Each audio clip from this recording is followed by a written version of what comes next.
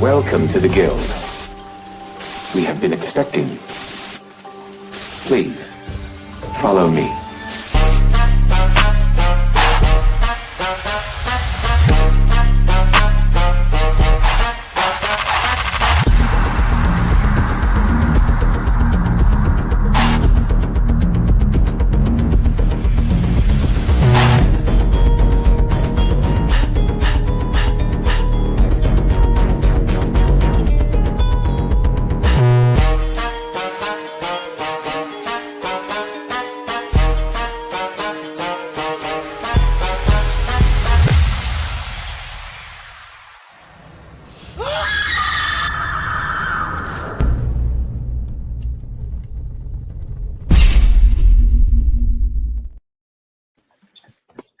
Hello, and welcome to our very latest episode of the Night Shift. Let's Talk Gaming. I am CMoney, and I am joined by the always lovely Doodle.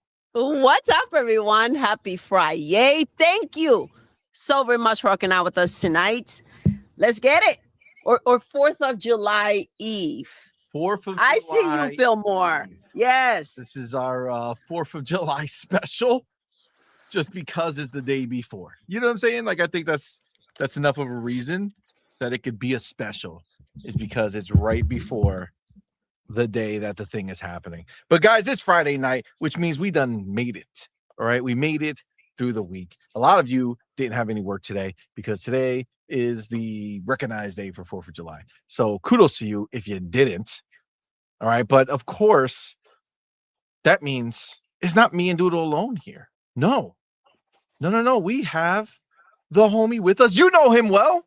He is the wise one, the author, the patriot, the pony slayer, and the pony bot tear maker. Pow! It's our boy, Harard. Harard, man, welcome, man. Good to see you, bro. It's been a long time. Yeah.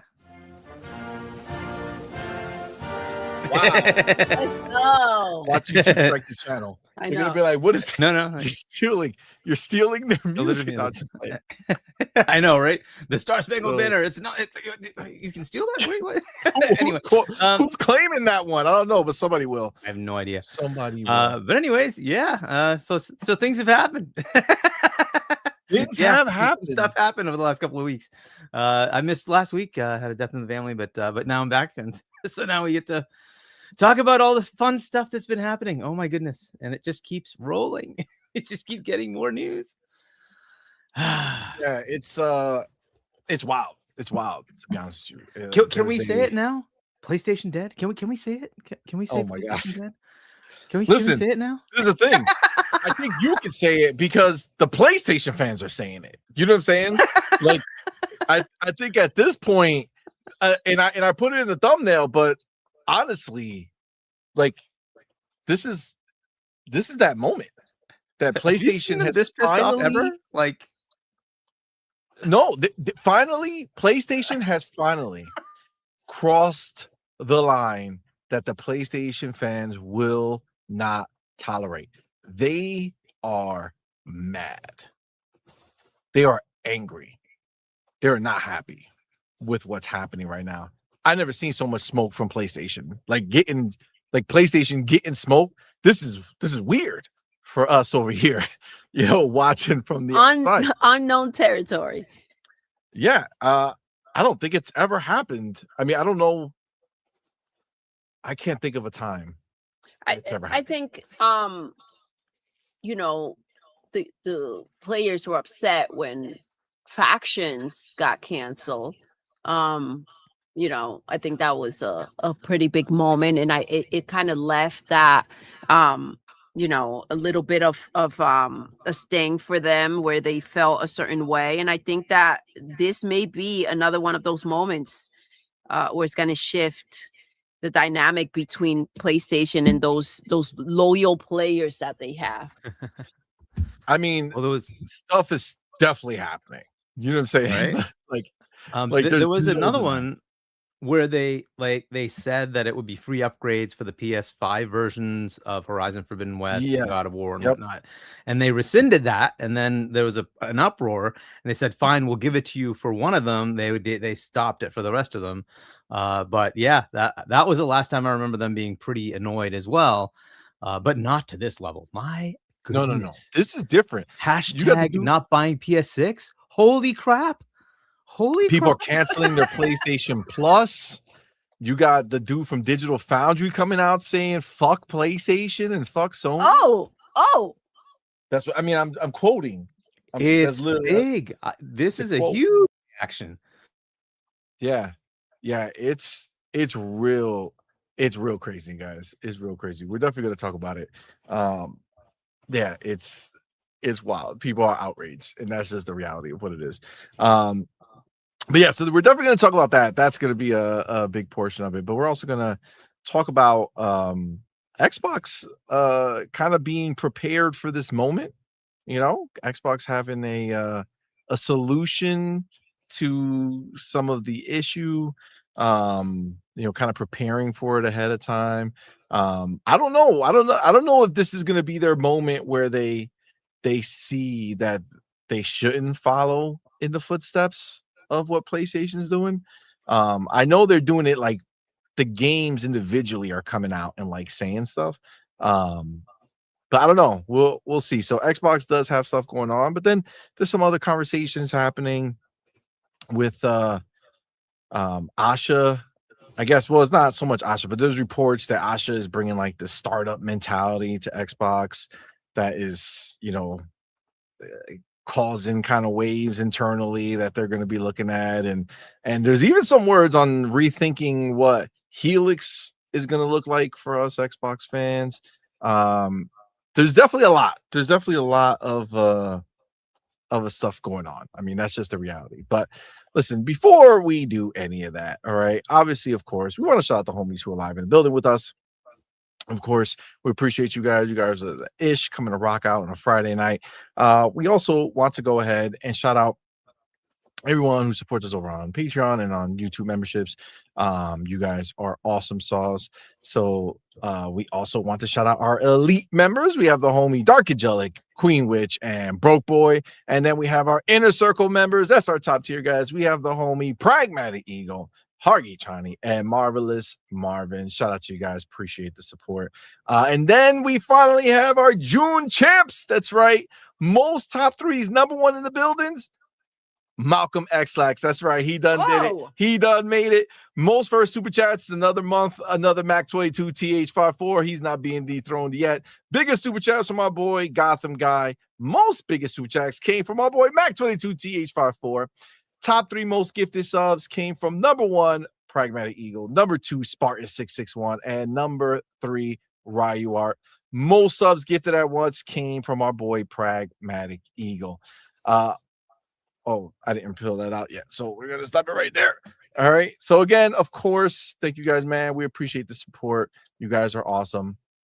That being said, you know how we do here, man. You guys live in the building with us, man. You guys are helping and supporting us in such a major way, man. And we appreciate each and every one of y'all for rocking out with us tonight. Of course, you are all so very, very, very special to us. All right. So, you know, that's the beauty, right? They're special. That's a special thing. It is a special thing. Yeah. They're not equally special, though. No, It can't be. No. It's not possible, right? There has to be some that have risen above. And I can tell you right now, there are three of you. That's right. This is the first mainline show, all right, of ours over here. And this is the first time to be able to get on the board. And I can tell you right now, the specials in the evening, they did their thing. Oh. Right? They did their thing. They showed up, right? We went ahead. We put up that on-point bat signal. They saw that signal and said, holy gee, Willikers, Batman, I need to get in there. And in there they got, that's right, the first three people in the building. You guys are the specials. You did it. Now, the real question is, who are these people? Who? Number three Who? is our boy, Who?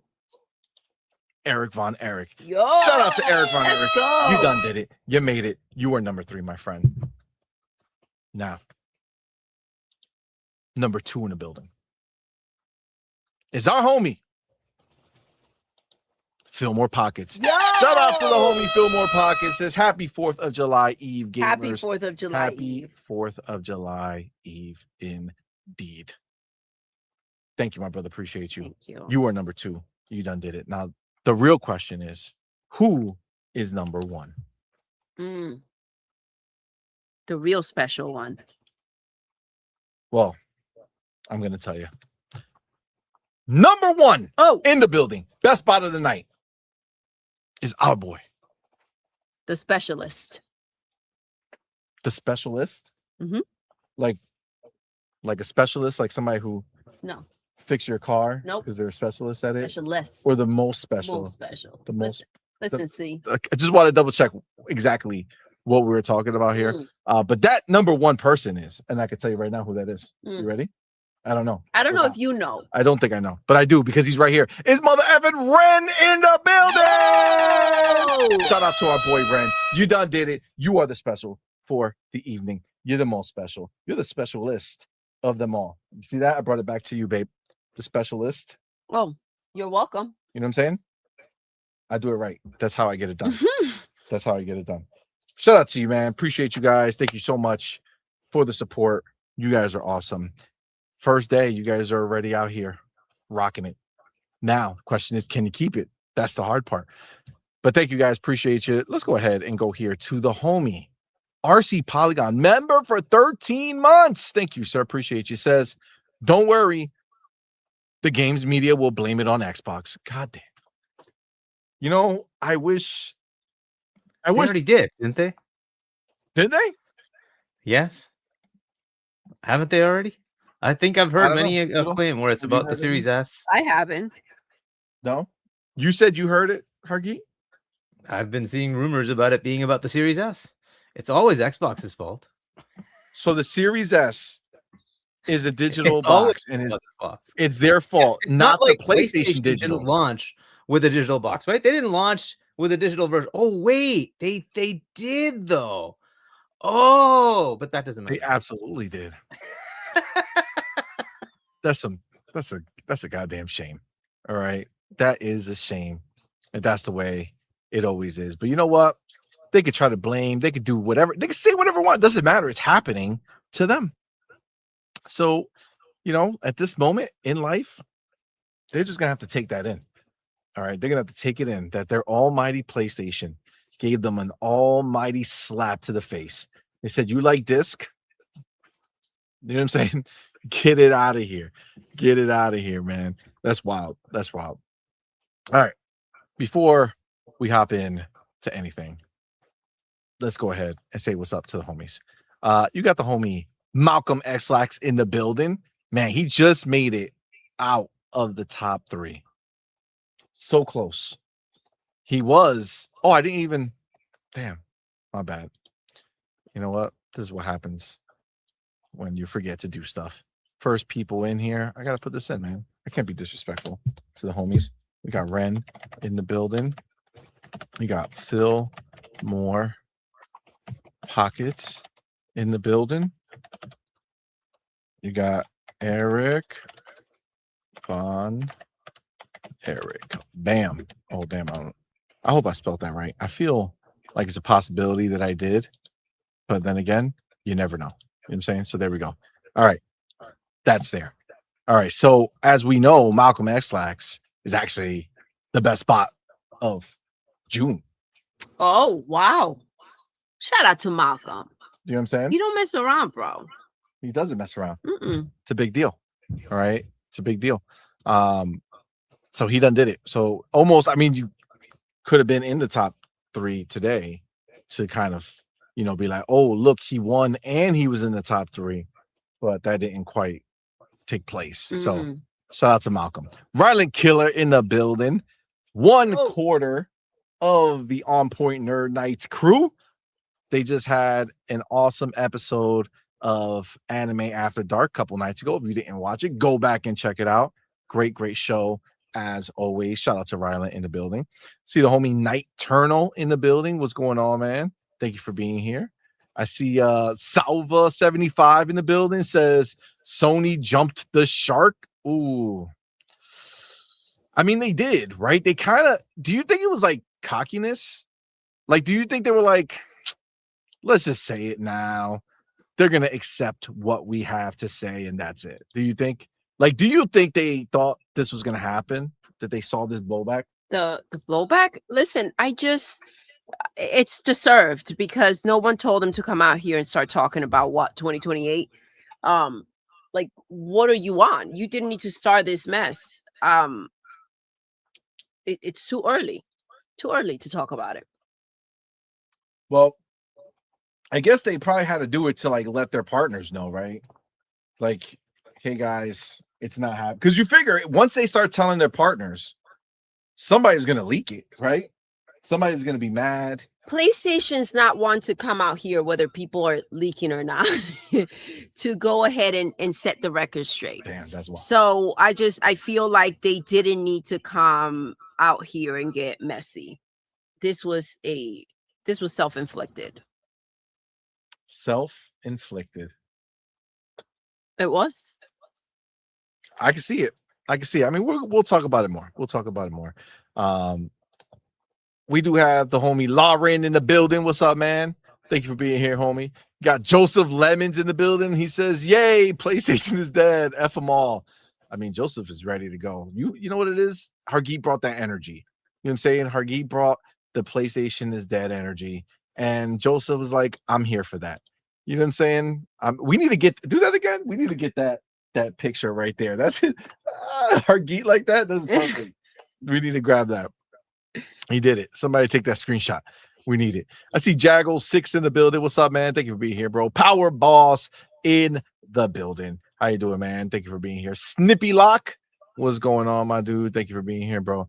Jaggle 6 says, I've been telling people about the ton of lawsuits headed to Sony other than the UK that's currently ongoing. So is that really a thing? Because I haven't really seen anything about any lawsuits.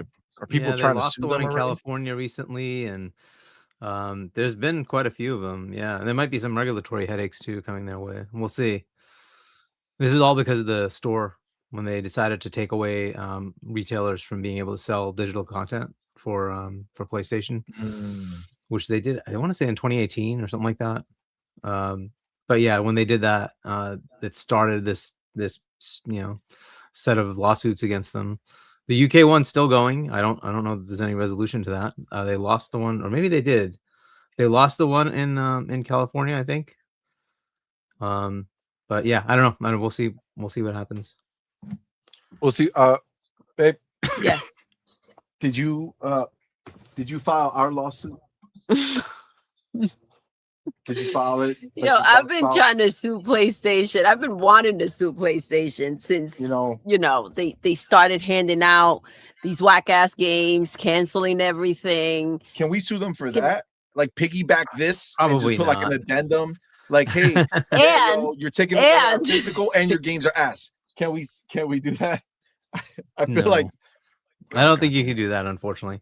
But for this one, yes, where they're trying to monopolize a market, they can do that. You can sue on that basis, and we'll see if it holds up. And so far, it has been holding up. All the governments have been saying, yeah, there's some merit to this.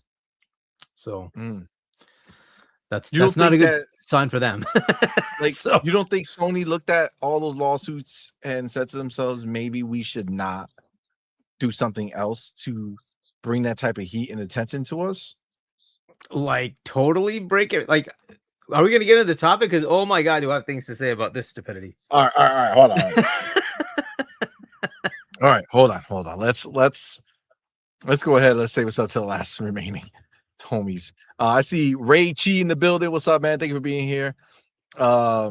It's me, the broke boy in the building. What's up, man? Thank you for being here, bro. They're saying that they already blamed Xbox. That Jeff Grubb already said it was Xbox's fault because they weren't competing. Oh my god. PlayStation could do what they wanted.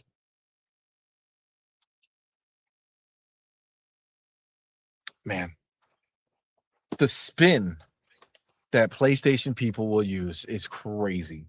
That's must have been ballerinas. That's insane. They twirling. You know what I'm saying? They twirling non-stop. That's probably why he has the hair. He probably put it up in the bun like that, and then he was wearing. Yeah, to keep it off wearing out of the face, right? Yeah. Well, because you have to keep that center. Yeah. You know what I'm saying? That center line every time you're spinning. Yeah, you know what I'm saying? Yeah, to keep it locked in. That's crazy.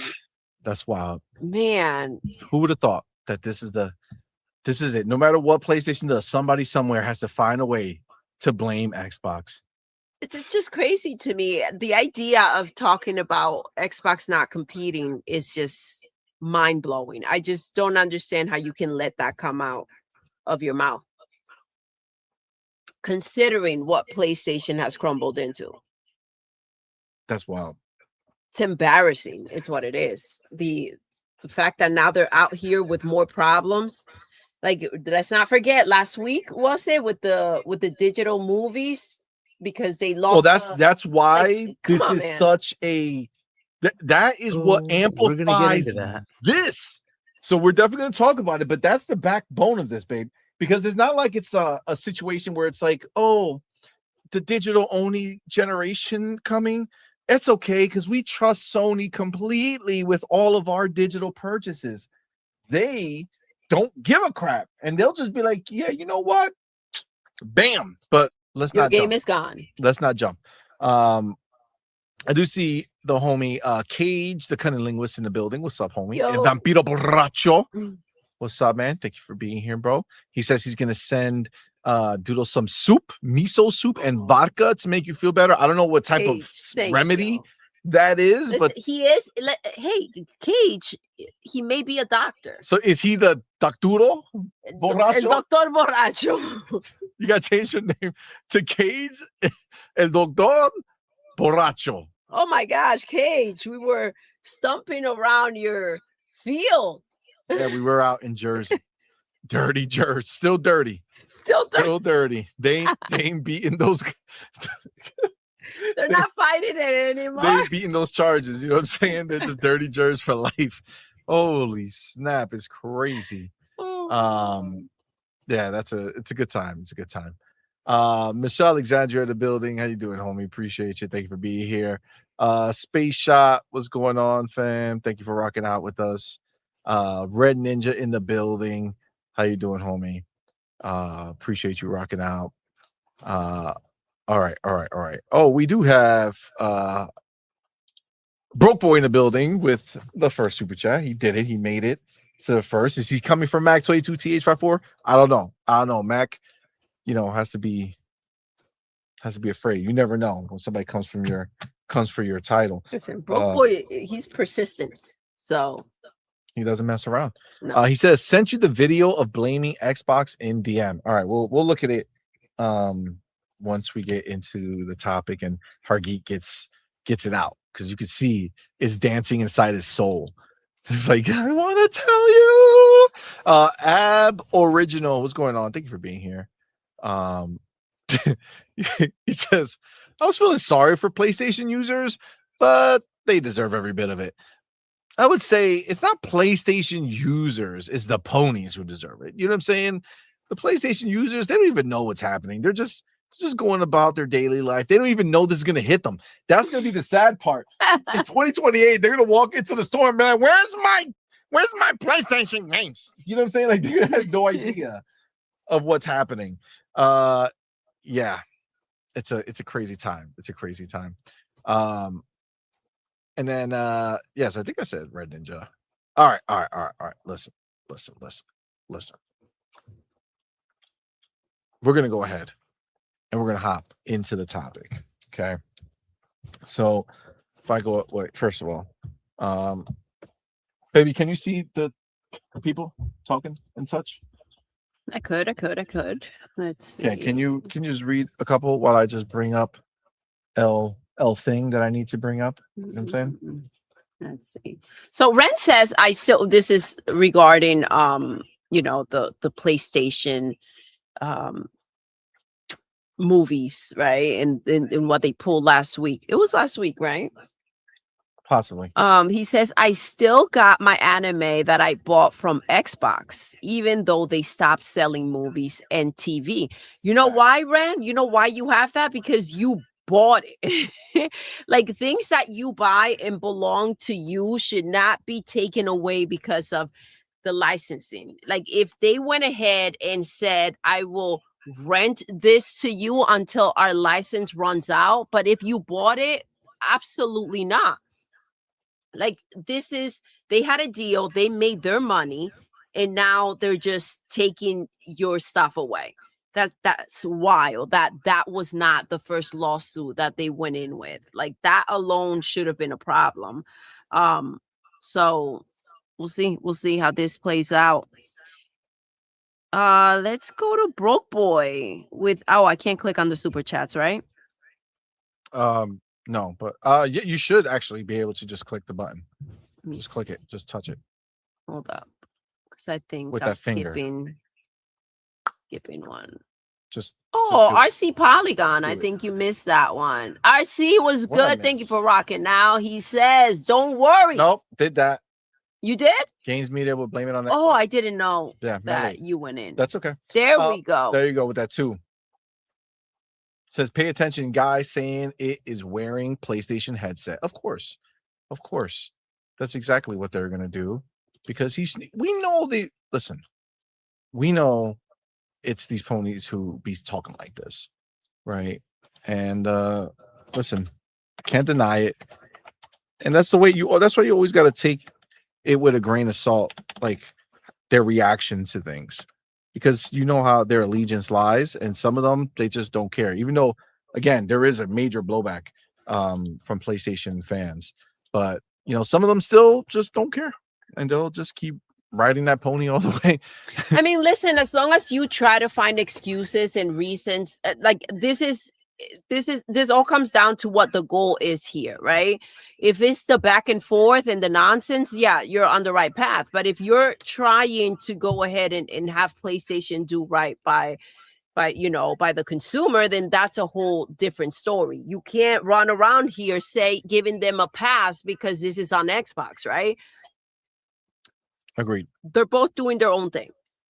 And so whatever Xbox does has nothing to do with PlayStation. Whatever PlayStation does has nothing to do with Xbox when it comes to people blaming them, right? They are to be held accountable no matter, whatever influence they have. They're accountable for what they do. And this is PlayStation's mess. Agreed. All right.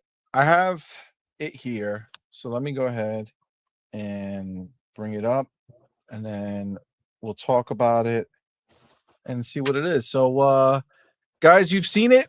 You've seen it on the thumbnail. You've probably heard it by now.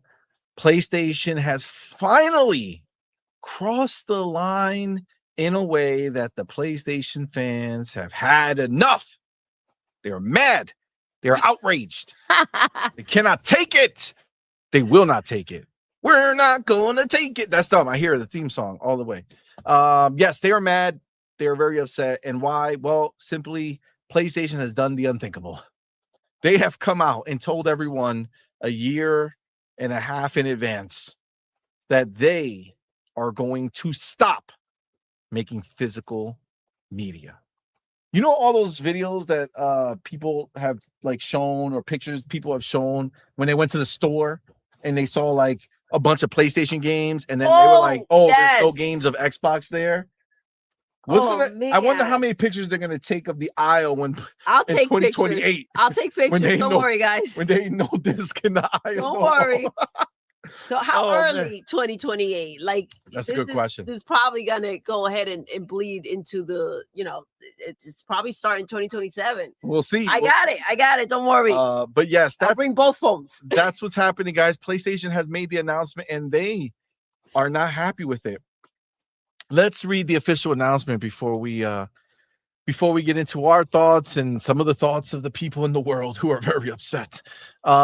This is from the PlayStation blog, guys. This is not some made up place. This is not something that we just said, we're taking this and interpreting what they're saying wrong. This is July 1st, 2026. It says, physical disc production ending in January 2028. That's right. The ball drops your discs are gone. You know what I'm saying? Just accept that that's happening. For new games releasing on PlayStation consoles. Damn. In response to shifting trends in consumer preference.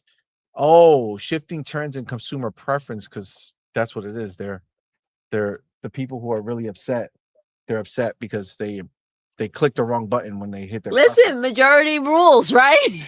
We learned that. Ooh, damn.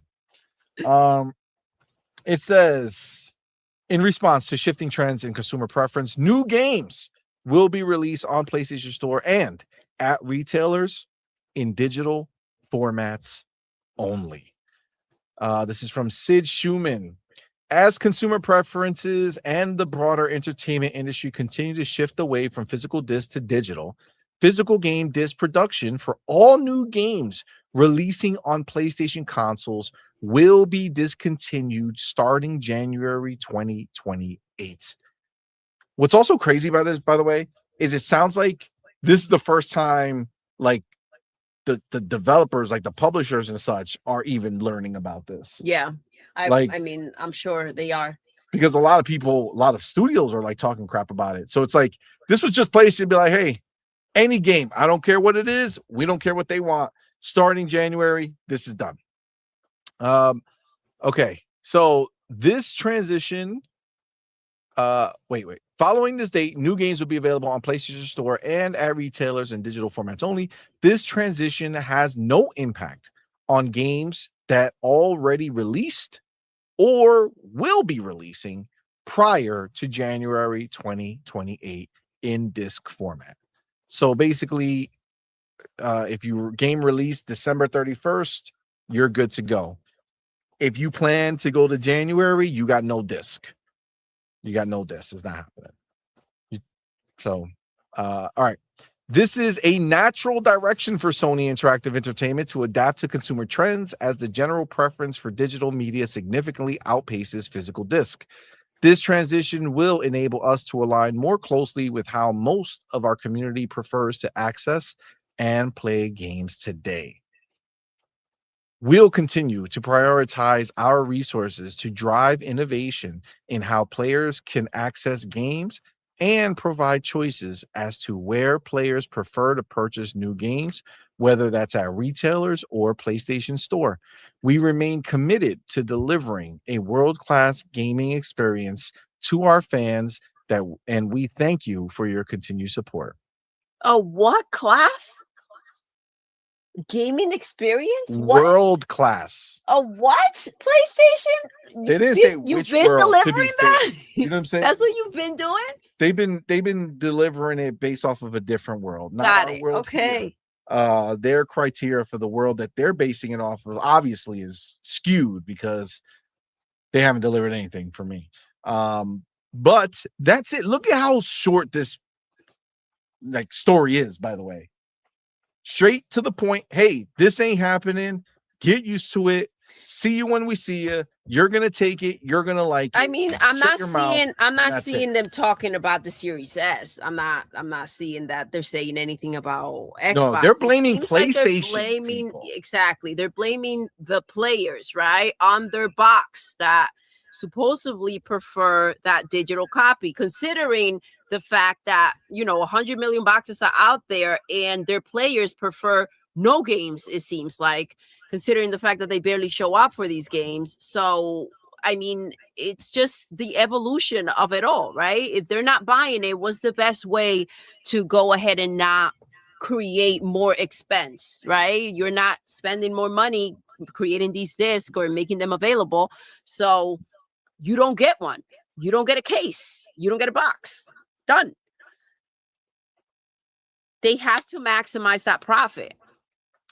I mean, in their minds, that's what they're saying. That's what they're doing. They did not, by the way, like when they say this, you hear how they say it, right? We'll continue to prioritize our resources to drive innovation in how players can access games and provide choices as to where players prefer to purchase new games, whether that's at retailers or PlayStation Store. But I would say this, right? That's cute to say. But obviously, we have a couple things that come out of this. One, I think, is probably going to be the biggest question to literally everyone who owns a disc-based PlayStation 5 right now. What happens to my games if I went and bought a PlayStation 6 and got rid of my PlayStation 5? Can't play them. They didn't say anything alluding to being able to figure out how to help the people who are disc-based now, how to help them go ahead and be able to transition to the next box if they so chose to purchase it. I think that's kind of either hang on to that box or that's just done for them. I don't think they're in a space where they're going to be looking back or catering to anybody. They're not looking to spend more money to figure out how you can nurture your investment, right? Your money is gone if you let go of that box. Go trade in your games for all they care. It is what it is. And I think, you know, obviously with what took place with the movies, and like, you cannot safely invest on like PlayStation, the brand, or their games or anything like that, and think that, you know, they got your back somehow. They barely do as a whole, like just in general. But from PlayStation, if you get screwed, that's on you. I mean, that's the reality, right? So they're not talking anything about what happens in your future with your current disc-based games. Is this their way of saying, well, now these people won't be able to sell their PlayStation 5s because if they want to play those old games, they still have to keep those that console, which means that in the future, as we continue to sell PlayStation 5s, there'll be less in the pre-owned market in their minds. Like, is that what they're thinking? But also, this completely and utterly destroys the idea that PlayStation 6 was ever going to release in 2027, because it's definitely not. They're not going to have a disc being made for PlayStation 6 and then the next year decide, oh, we're done, right? They're not going to release a disc-based version of the PlayStation 6 and then never release another disc. Maybe right? This is the PlayStation 6's fault, right? Maybe they also need to keep that chick as simple as possible. Let's keep her basic. Let's see how, you know, we can cut some corners, gain some time so we can, you know, catch up a little bit. Like, these are all things that come into play. So, I mean, Mark Cerny told us in 2025 that it's few years, which puts you in 2028, which is what we said the moment he said it. And now, all of a sudden, the rumors have shifted from, the rumors are they're going to come in 2027. Then all of a sudden, it looks like it's being pushed back to 2028. No, Mark Cerny told you. He said it. In 2025, the words that came out of his mouth were a few years, 3 years or more. That's it. That's the answer.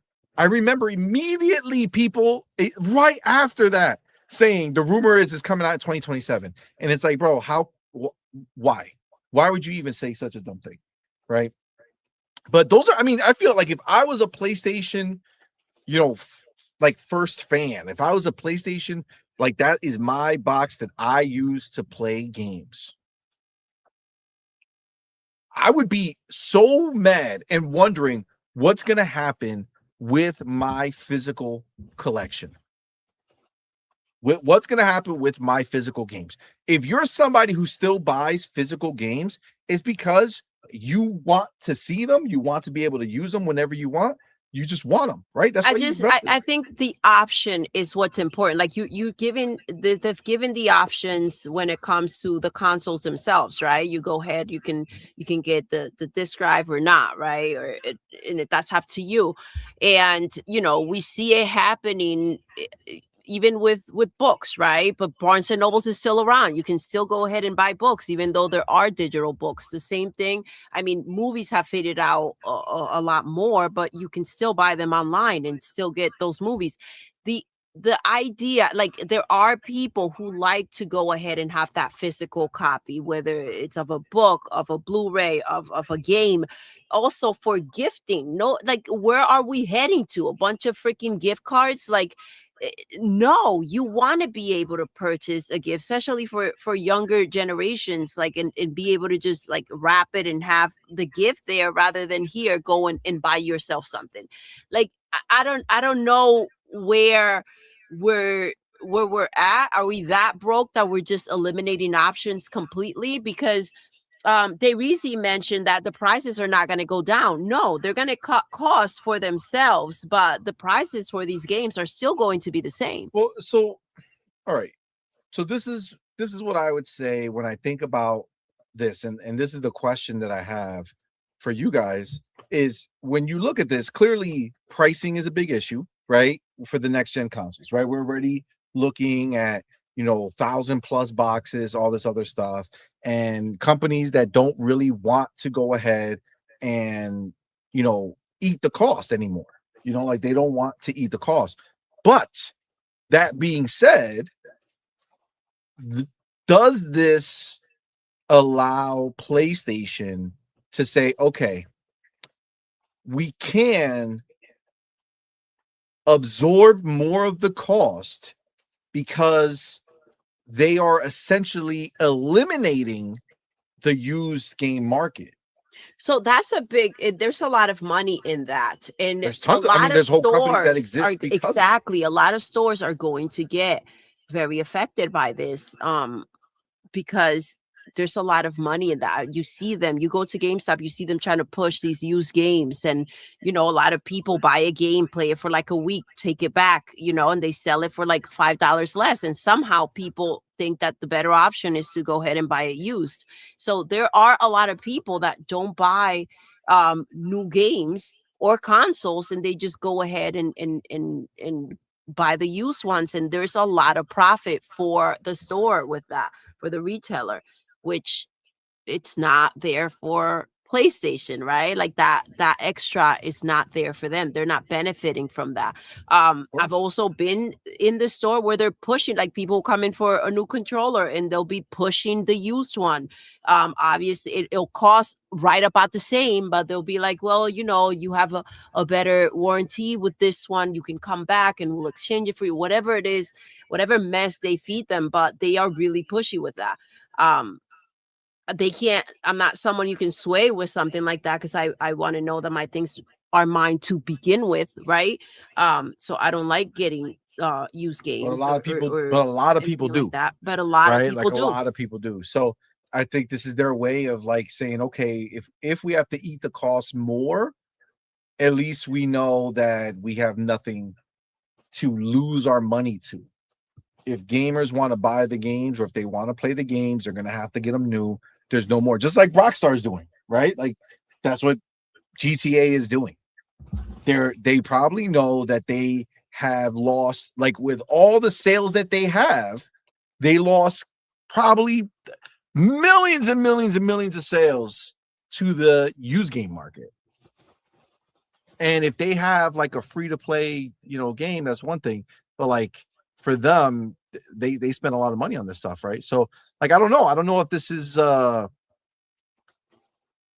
don't know. I think this might be their way. I think they're trying to like snuff out the used game market. You know what I'm saying? Let's get the homie Dairisi in the building. Shout out to Dairisi. Thank you for being here, brother. Thank you for that $5 super chat. Biggest super chat of the night. Says PlayStation in 2013. This is how you share your games. Also PlayStation, but in 2026. This is how you kill your games. Oh, snap. Proceeds to exit stage left. Mwahaha. That's wild. That's wild. But it's very, very true. It's kind of bitter. Not bitter. What's the name? Like it came full circle. It's a sweet taste in your mouth that it's now. Look at how they did it back then, and look at them now, right? They skipped the generation, and now they're literally doing worse than what Xbox was going to do, because Xbox didn't say anything about getting rid of the games completely. It was just going to be how you checked in and used it. But All right, let me get Cage, and then we're gonna get Hargeet in here. So Cage, the cunning linguist, member for 22 months. Thank you, brother. Appreciate the support. Says CMoney is short. Why? Why? Doodle? Can you tell him? I mean, I think that's just genetics, maybe. I don't know. It's not genetics. I'm You not said sure. why? She's lying to you. Got it. Doodle is lovely, so is Hargeet. God damn it. I was trying to be nice to you before. Take it all back. Take it all back. It's done. It is done. Yes, karma. Thank you, Dave Reezy. That's what I was kind of looking for. Full circle for sure. All right. So, Hargeet. Oh boy. What do you feel? Tell us. Okay. Well, they're still saying they're going to have some retail presence, which I feel like is just going to be, it's just a guess. It's going to be something like what GTA is doing, where you will buy a physical box, but it'll have a code in it. I don't know what that's going to look like, but we'll see if that's something they do. Who's saying that? Who's saying that? From this message, they still have Where does it say that? retailers, right? They'll still have retailers. And the only way that works is you have something a retailer can sell you. Well, they could just Now, I sell don't the know if they're codes, like the little. But they don't do that today. They don't do that today. So that either means that they're going to open that up, right? That's a possibility. They're going to open that up, or they'll sell you physical boxes with. Yeah, but the physical box will still just have the code in there, right? So if you're basically selling codes regardless, I mean, the box is a cost, right? Yes, but there is a little bit of a distinction in that code is still something that's controlled. So I don't know. We will see. I don't know how that's going to work. So we'll see how they do it, right? So if it gets to the point where it's back to the way it used to be, where other sellers can sell you codes, that's a win there, I guess. That's a little bit of a price competition, but we don't know what that's going to look like. But they are getting sued everywhere, as we talked about. Maybe they are relenting and finally switching that back. However, oh my goodness, does this open up a can of worms? Now, it's not a can of worms we weren't expecting. It's just something that we keep going towards more and more. Both platforms, a lot of people, most people are buying digital, not physical. I see all that. However, there's a lot of headaches now when you decide to coincidentally do two things at the same time on top of this. First, you shut down your PS3 and PS Vita store. So those games are now gone. And so there's no way to get them again. And you're like, well, okay, hold on. Now what? If I wanted to play one of those games, are they going to stay in some sort of subscription service? Am I never going to be able to buy that on a PlayStation ever again? Because how you access PS3 games is supposed to be through their PS Plus, whatever, right? So, and you stream them from PS3s that they have in a data center somewhere. Is that something that is just going to be the only way you get to those games now? Is that basically the end of it? So there's at any point in the future, you could still re-download it if you own it already. However, let's say you go buy a PS3 now. How do you now go get those games? It's over, right? There's no way to do it. So unless they come up and say, oh, no, we have that in our current store, which is what Xbox did. They said, we're going to stop the 360 store because that's all infrastructure we have to have for payment processing. And we're like, but you can still buy them. You just have to buy them in the current Xbox store. Buy it on PC, go to the web, go to an Xbox. You can buy it there. Still play it on 360. Doesn't matter. It's okay, right? You can, but the payment processing, the purchase process will be rescinded on the 360 store.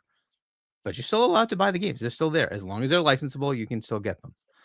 What are they doing? I don't know the answer to that. Because you can't play those games natively on a PS4 or a PS5 or theoretically on a PS6. I don't know what's going to happen there. But that's one of the things they're doing. The second one is more egregious. You might have bought movies and they can't keep the contract in place for one of the providers, Studio Canal in this case.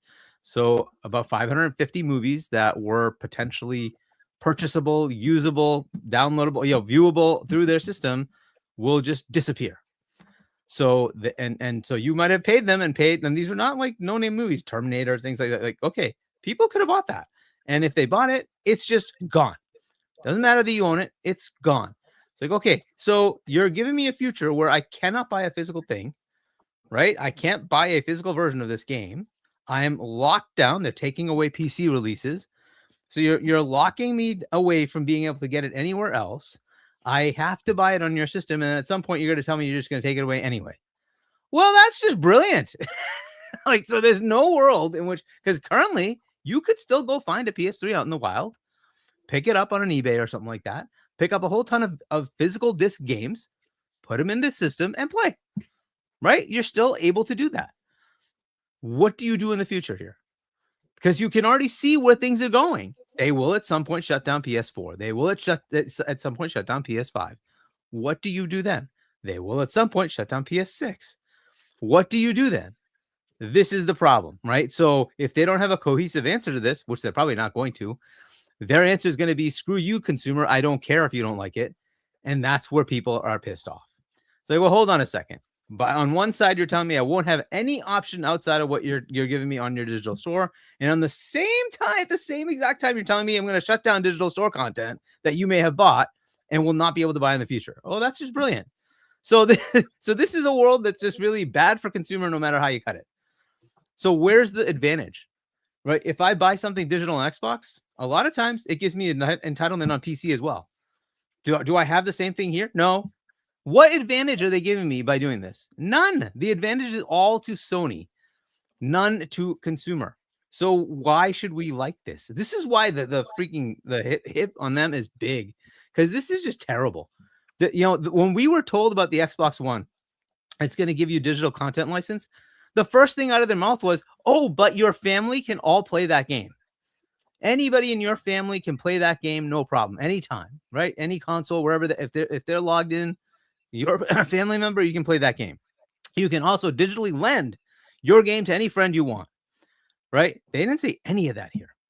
They're basically just saying, we're just turning off a thing that you had, right? They came out and had that funny ass thing, like, this is how you share games. Okay. Well, that's gone. That blew up in their face. Gone, right? That's gone. They're not coming out with saying, oh, no, but we have a digital way for you to do that. They didn't say any of that. They're just saying, no, that's gone. Too bad. Suckers. You believed us. Suckers.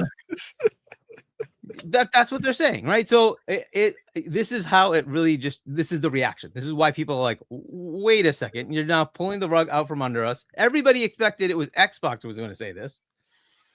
And it turned out it was your fancy ass PlayStation that said it instead. Gee. But Hargeet, the craziest thing about this, and baby, I don't know if you agree with this, but for me, the craziest thing is if they would have came out and said, hey, listen, the PlayStation 6, okay, the PlayStation 6, we're not doing disc for. PlayStation 6 will be all digital. But if you stay on PlayStation 5, you'll go ahead and be able to still be normal. But no, they are stopping all of the disc. No disc will come from Sony's plans. If they're not making disc for the PlayStation 6, they're definitely not going to go ahead and go back and make the physical copy for any of their other boxes. Like, they're not going to the Pisser, they're not going to the PlayStation 5 and going ahead and saying, hey, you're getting this version of it. What they're forcing here, they saw how people did not show up for the PlayStation 5 Pro. And if they have that same type of mess going on for the PlayStation 6, and I can't even imagine, obviously the box is not going to sell itself. I remember when they came out here and they had kind of like no idea how they were going to move forward, right, with the next box. So if you're looking at that situation and people want the new games and they're not making a physical copy, I mean, they can still get it digitally, no? Even though... Well, that's the point. They don't want to get it digitally. Okay, but that's the problem. Like, you already invested on the disc and you're going to have to buy your PlayStation games digitally. That's just the situation. I think what they want to do is kind of be a little bit more forcey about people upgrading. But how do you leave behind what you already have? That's what I'm saying. Like, they this is know such a messy situation. That this is the thing that gets me, because they can't be that stupid, or like they can't be that stupid and naive to maybe is arrogant to believe that they're actually going to sell PlayStation 6s at the price that they're going to be in large amounts. It's not going to happen. No. PlayStation 5 this generation is going to be the generation that stays for the longest amount of time ever known in history. Then maybe as that's the why not they're main doing generation. it. Maybe that's why they're doing it. They know very well that, the PlayStation 6 is not going to sell much. Why invest on a disc drive? Why invest in making actual physical copy games? If you want those, go ahead and play on the PlayStation 5. And if you have the one with the But you disc, can't. That's the point. Like, you could play the ones you can't, already have. you can't buy. But meaning you the can't buy games. new games Jesus, after January 2020. If you're saying I'm staying in my PlayStation 5 era, I'm not leaving. Meaning, This is where I am. I'm I already talking bought about the PlayStation yes. 5 with the disc drive. I don't want to leave this generation. This is good enough for me.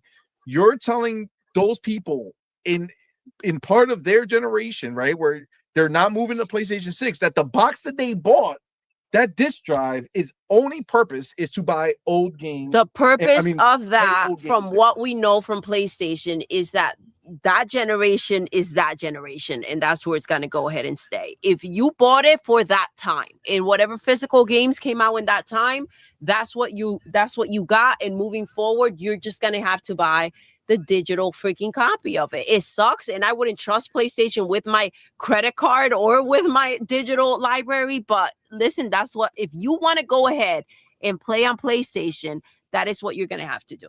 Yeah, I mean, you're gonna, of course, because that's what they're telling you. The problem is that's some crazy, like, I agree. In a world where the PlayStation 5 is not leaving, for you to say, hey, we're not gonna make any of, like, that lump you bought for your PlayStation, it's like, you not bought that extra bump, that was for nothing.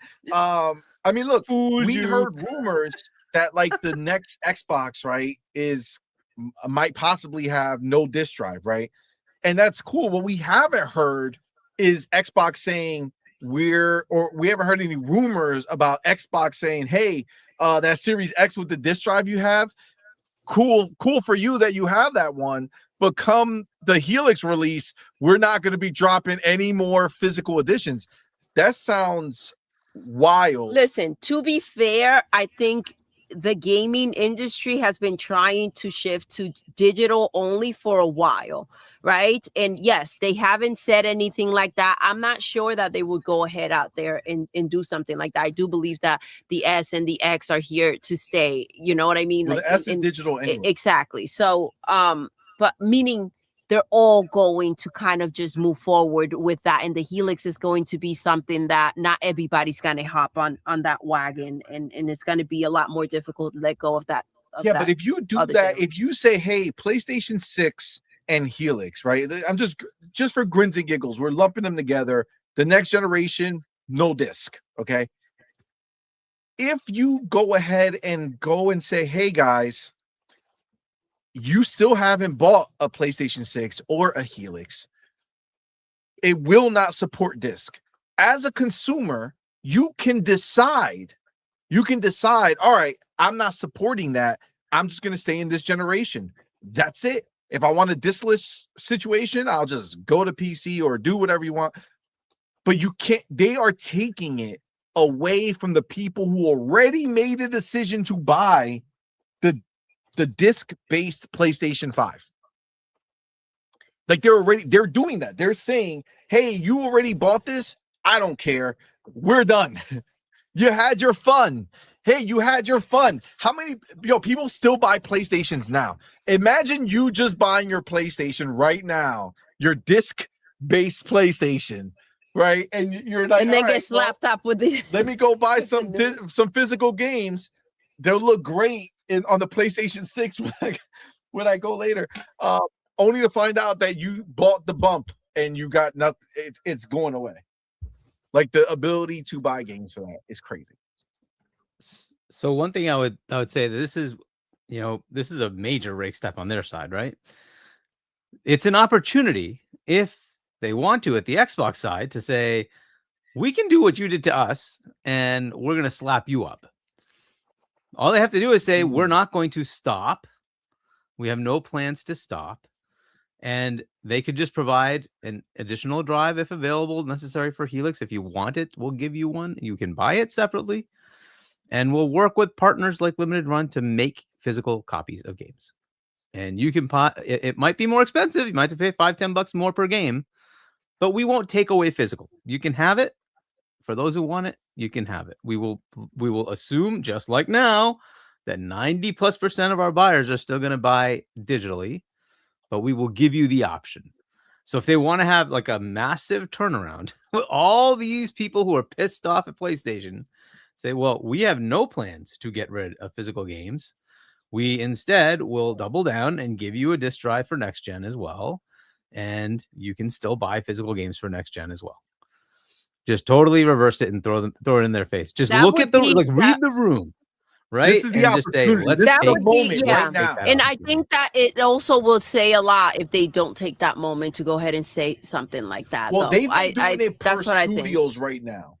So like Halo is coming out and be like, hey, there's going to be a disc in the box when you buy it and stuff like that. Like they're throwing digs right now, even though it doesn't really make any sense because obviously a PlayStation game released today also has a disc in there. So, but they're just kind of making fun of the idea of what PlayStation just announced. But I think that they're doing it in a safe way because they're doing it with what they have now. They're not talking. If they come out here and like Cargi said, bring that up, right? If that's the plan or that's what is shift to because of the outrage out there, this is an opportunity to go ahead and be extremely verbal about it. Put out a post like everywhere, like to go ahead and let people know. This would be however time, but if you don't, we do know exactly. It says a lot if we don't hear a commitment like that, because the reality is that there's a lot of money that they're trying to cut back on, and it's all becoming very expensive. And all we've heard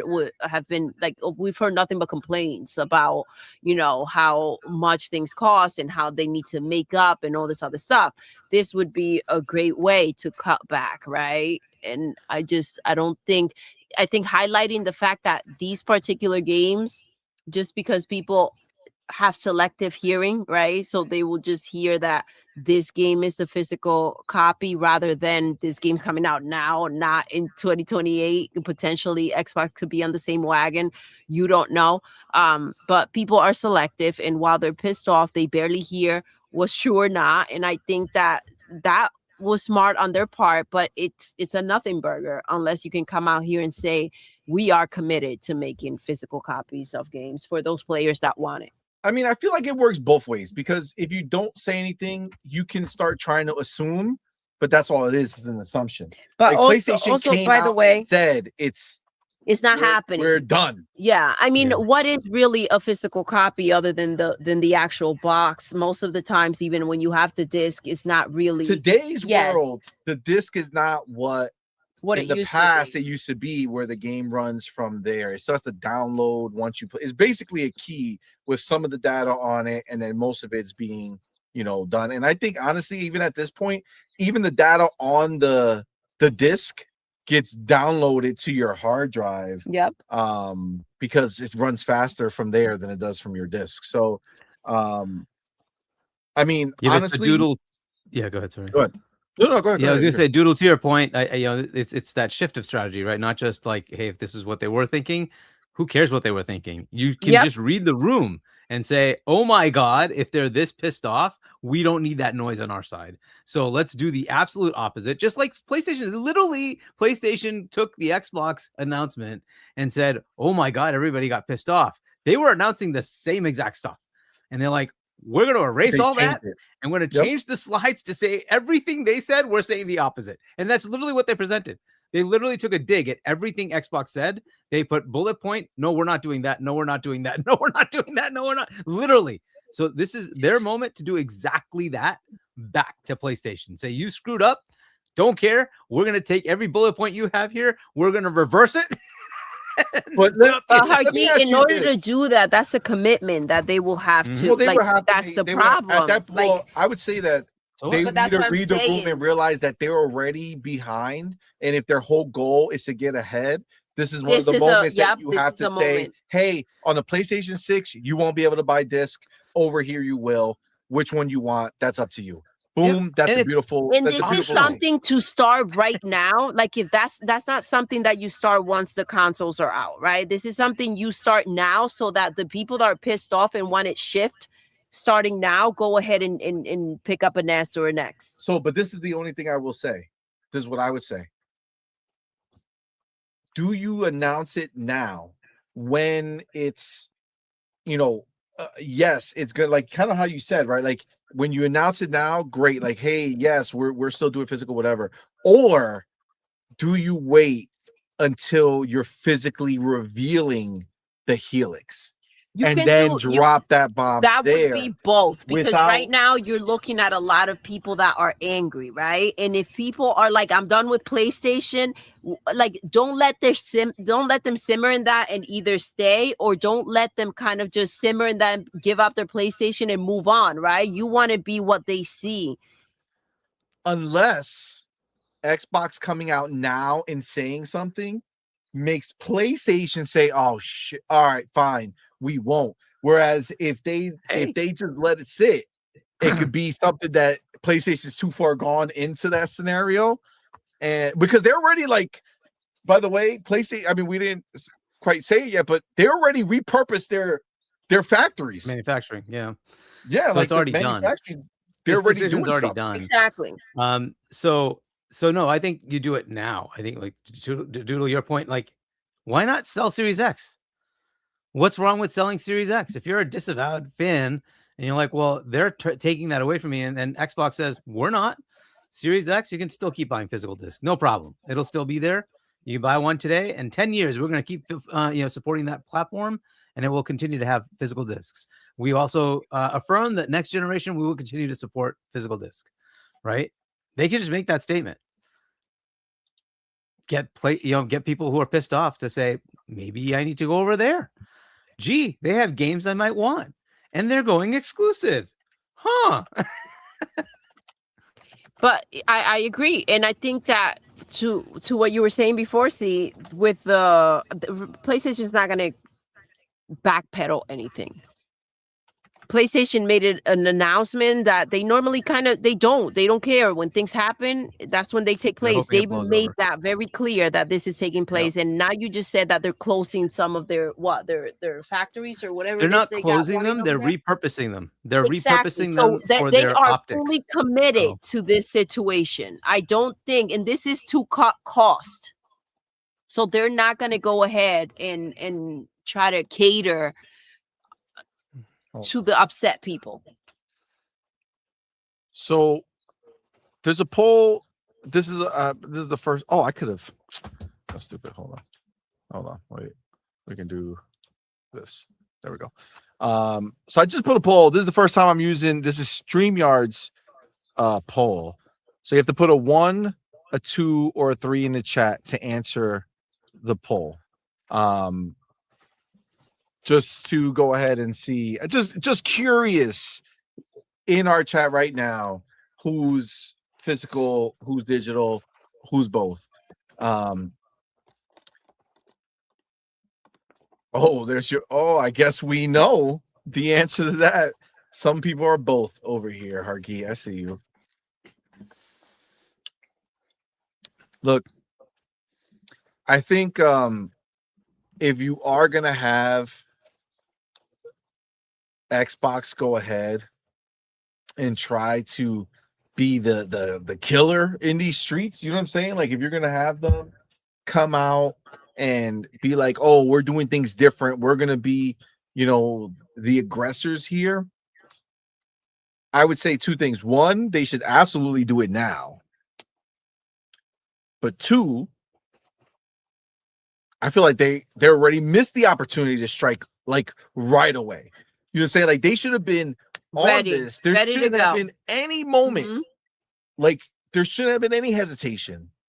But I think the reason they don't have that is because there's still a lot in flux over there. And They're I still think trying to figure things out. The thing that I talked about earlier, I honestly believe that is part of what is happening, where PlayStation is literally saying, okay, if we eat this cost, but eliminate, because they can tell, right? They know how many sales they have of a game and how many different accounts, log into a game, right?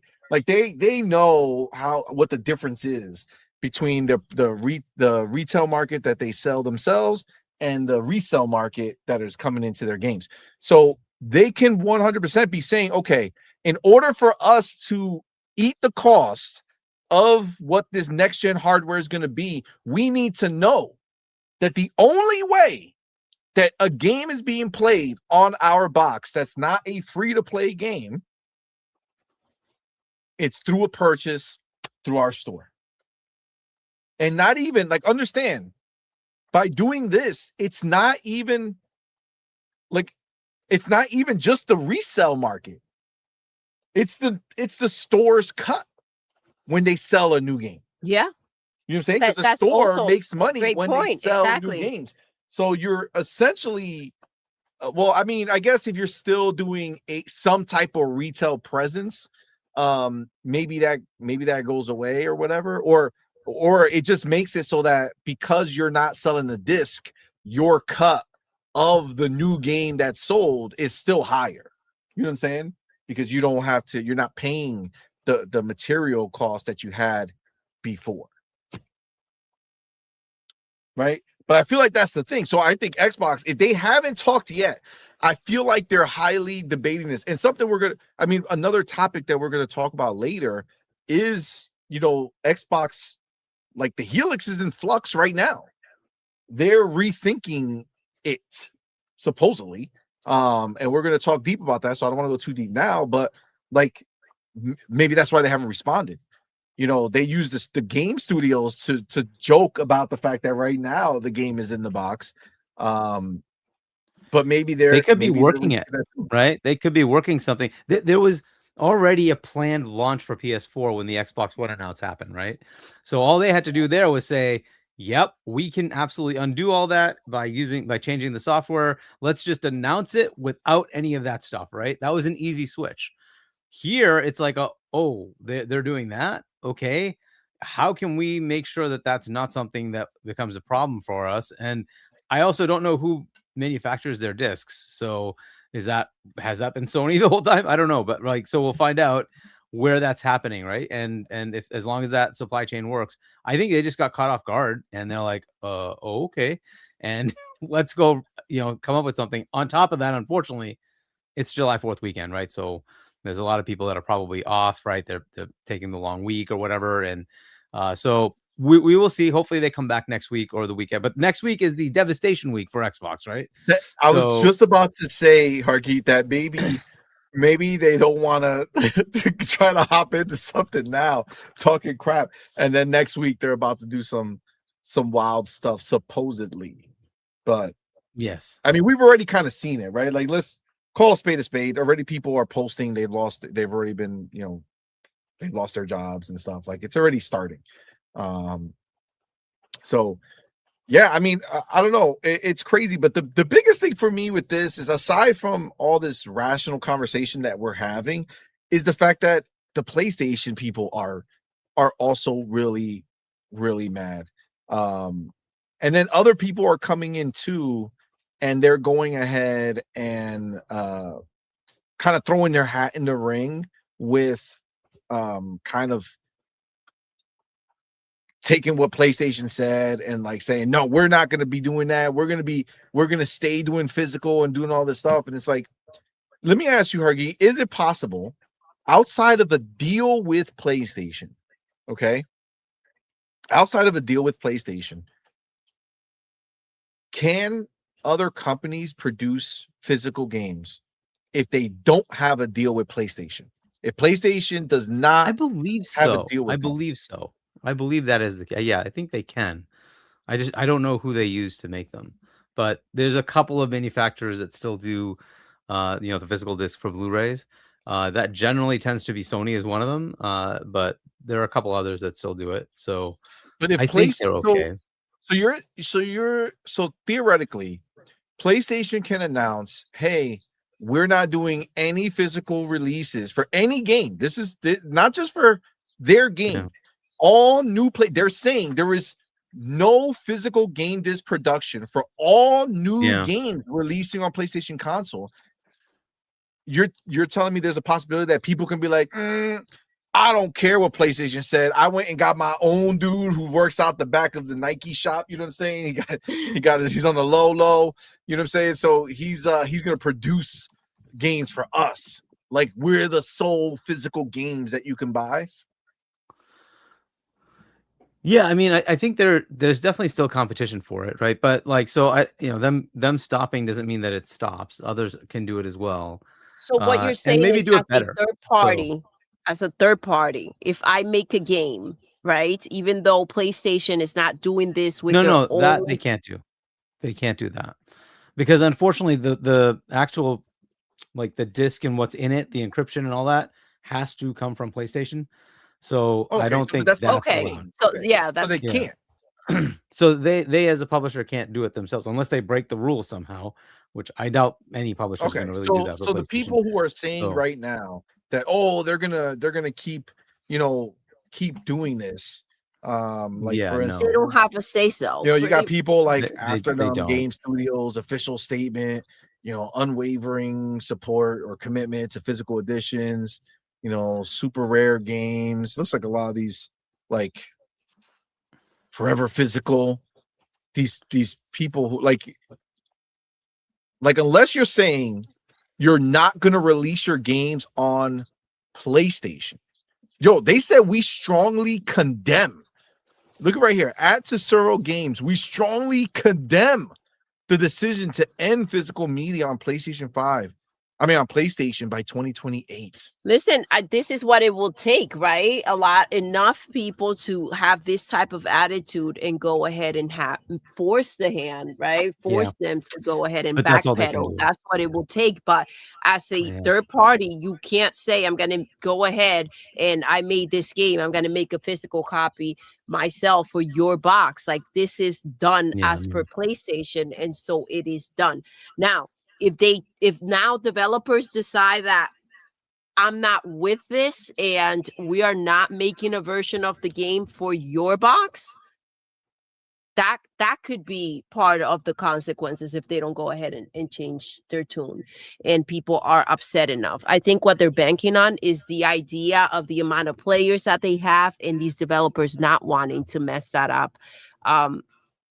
But they can for sure go ahead and take a stance and say we're only making the game for PC, Xbox, Nintendo, or whatever else is available that is choosing to go ahead and still make those physical copies. I have to imagine that it is a big moment. I mean, obviously, like the big companies is a no-brainer, but for like some of the smaller companies, for them to make a physical copy of their game has to be a pretty huge deal, if they get to that point where they can release a physical copy and have it be on a store shelf, because store shelves are limited, right? But people go and they'll look at every game that's on the shelf to see what they want to buy if they don't know. Well, you can't do like on a digital storefront. There's just so much. There's so much, man. There's so much, and I think that's the problem for like the smaller developers, right? And when you're making a smaller game, you want that physical copy at the store so people can see and potentially go ahead and buy that game. There's too much out there. The industry is overpopulated. And if people are it's up to people to go ahead and find it. I mean, I guess you will have to spend a lot more on advertisement, marketing your game. I mean, I think it just takes away something that for the people who kind of do ascend to that level, especially like the indies, that it means something to them to be like, hey, we're gonna be physical on this situation. Like we're coming out, we're physical. It just seems like it's kind of silly. Not silly, but for them, it's that's why they're so passionate about it. Listen, people adjust, right? Blockbuster used to be around, and people will go over there and not know that these movies were out, and now you find out, through the TV apps and wherever else it pops up that it's available. So there'll be other ways. Yeah. I mean, I It think has to be scary though, the change. yeah, for sure. And I think it's it's something that is going like as much as people adapt, some people don't, right? Some people just say, you know what, that was a good run. I still have plenty of games on these older consoles that I could just buy the disc for and go back and play those and sustain themselves for years and years. You know what I'm saying? Like there's so many games that people haven't played, Yeah. right, on these older systems that theoretically, you know, there's really no lack of options for them to be able to go do that. Yeah, and I mean, when you also start thinking, when you think of this decision, obviously this is where things have been trying to kind of just shift into digital, right? It's just the easier way. But a lot of people, right? I think the people that they may lose are, like you said, stubborn, maybe the people that are just from our generation or older. But the new gamers coming in, I think that they probably also notice that they want V-Bucks and they want what's the money for Roblox? Roblox, whatever that is. Like, you know, I don't think the generations coming up right now are that concerned on getting a physical copy of a game. So there's one other thing to think about with this that, you know, is kind of now affirmed, right? Is that if you don't have any rights to what you buy, you also don't have any rights to bequeath to anybody at your, you know, when you die, right? The inheritance part of it, it's not yours because of the way it's structured. Whereas if you have a physical disc, you can give it away. You can say, like, I'm taking my entire shelf of disc games and I'm giving them to my son or my daughter or my nephew or my whatever, right? Or my wife or husband. That cannot happen. And that's another part of this that really needs to be answered then, because this is the first time this is happening. In the case of, yes, streaming is certainly taking over, but I can still buy physical Blu-rays for almost everything, right? I still have, like, for shows that aren't HBO, I have, like, Game of Thrones. I have the entire thing on 4K Blu-ray. Right? Yep, it's streamed. So what? I can still buy it, and I can then give it back to somebody. So I will, you know, bequeath this to so and so at my death, right? Because it's mine.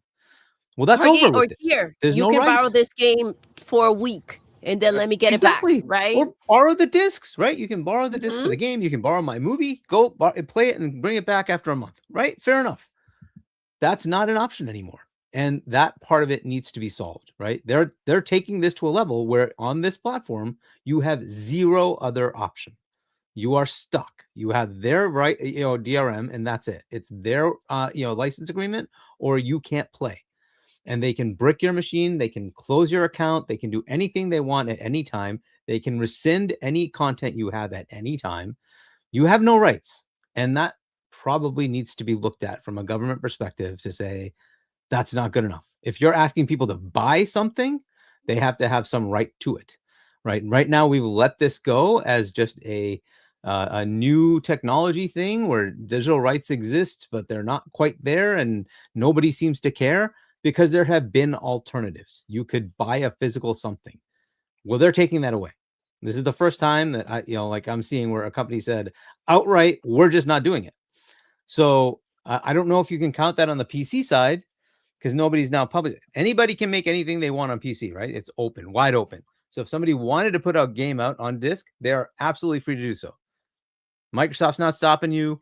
Steam, nobody can stop you. You can put whatever you want on PC. Today, most of the content is through Steam or some other equivalent digital store.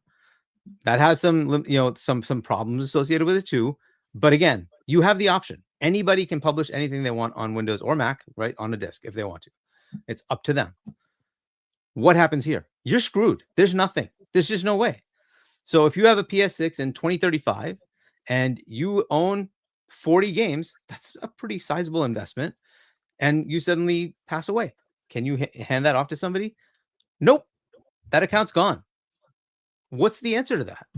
Somebody needs to figure that out, because we can't just let them own everything, take our money. Fine. If they have Game Pass, at least you say, well, I was just subscribing. Fair enough, right? But in this case, you're subscribing by paying full price, because they can still take that anytime they want. That's a big problem. And somebody has to go figure that out. I don't know who's going to do it, but just like the lawsuit that happened for the store, somebody needs to throw that lawsuit at them and say, well, hold on a second. How are you making sure I never lose my content? Right? What do I do? So that's something that needs to be looked at some point.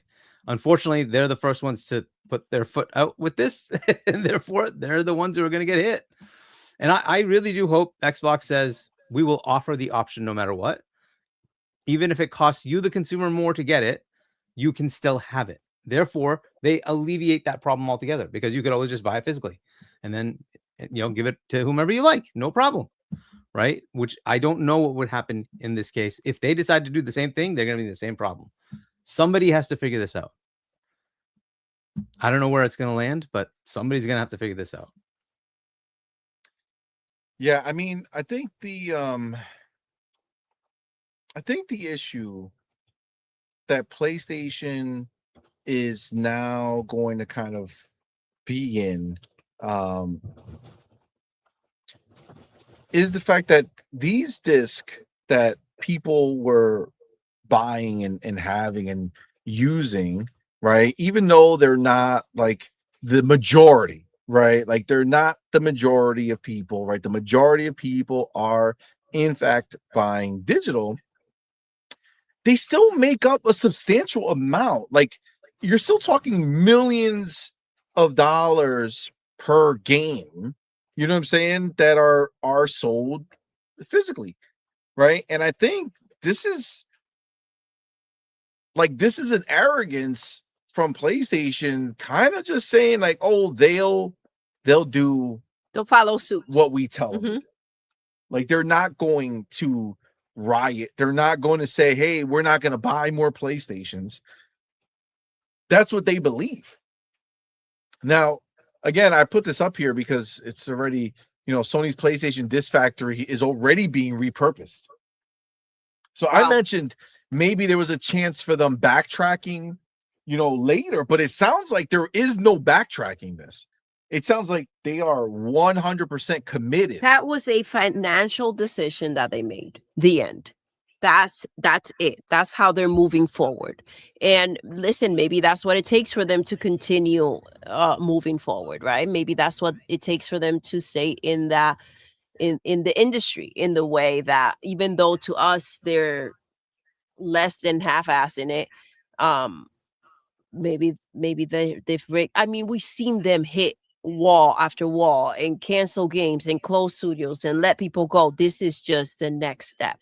Yeah, but this is the one that hit home. Well, right? Listen, because everything should have been hitting home. I think that's the problem. Yeah, this is the straw that broke the camel's back. But let's see if it really broke it. Let's see how much comes from it. That's the thing, right? So this is supposedly not just words right now. It looks like it's already started to happen. Where this article was written. PlayStation fans are canceling PlayStation Plus in protest of digital futures. This is an article on Insider Gaming, says there's no ignoring the outcry on social media right now surrounding the looming all-digital future. With Sony announcing that they're cutting physical disc from 2028 and the news that Project Helix, Xbox's next console, won't have a disc drive. Hold on. Wow. The way they changed it. When did Xbox announce that there's not going to be a disc drive? They haven't. They did. They haven't. You see how they? Yeah. They're trying to change it. That's crazy. Insider Gaming. Wow. That's real wild. That's real wild. That has not been announced. So as much as they would like to pretend, that has not been announced at all. That it won't have a disc drive. Is it likely? Are there rumors? Sure, but it hasn't been announced. So just putting that over here is crazy. There's a real fear amongst the gaming community that ownership of games could become a thing of the past. Well, a growing collection of PlayStation fans are seemingly seemingly rallying together to cancel their PlayStation Plus subscriptions as a means of protest against Sony's decision to scrap physical media. PlayStation Plus, we're sorry to see you go. Tons of fans online are banding together in a bid to get users to cancel their PlayStation Plus subscription with the aim of sending a message to Sony that an all-digital future isn't one they want to live in. It's always been said to speak with your wallet. One user in particular, Pio, has even gone as far as to detail exactly how to cancel PlayStation Plus, whilst ending on a rallying call for the community. Speak up today or lose ownership forever. I mean, they're out here. Underneath the post, numerous users have shared screenshots of their cancellations, with many options opting to deactivate their renewing subscription. It is incredibly clear that a large portion of the community is upset with the decision to kill off physical media, and for good reason, though it's a slightly complicated tale. Generally speaking, okay, so this is like the big fear. Generally speaking, there's a real fear that should games go entirely digital, fans would lose ownership over their product, with Sony just recently removing 500 films from people's digital libraries. That's wild. That's begs crazy. The question, who's to say they won't do the same with digitally bought video games too?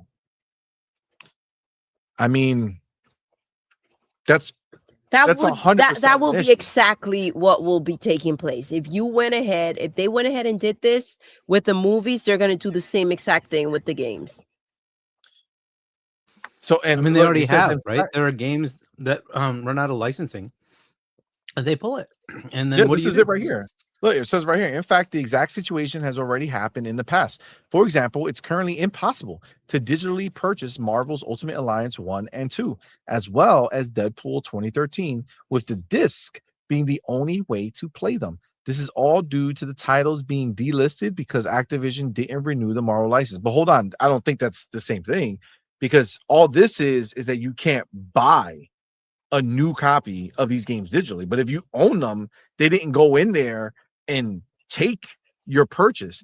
That's what Sony did to the movies.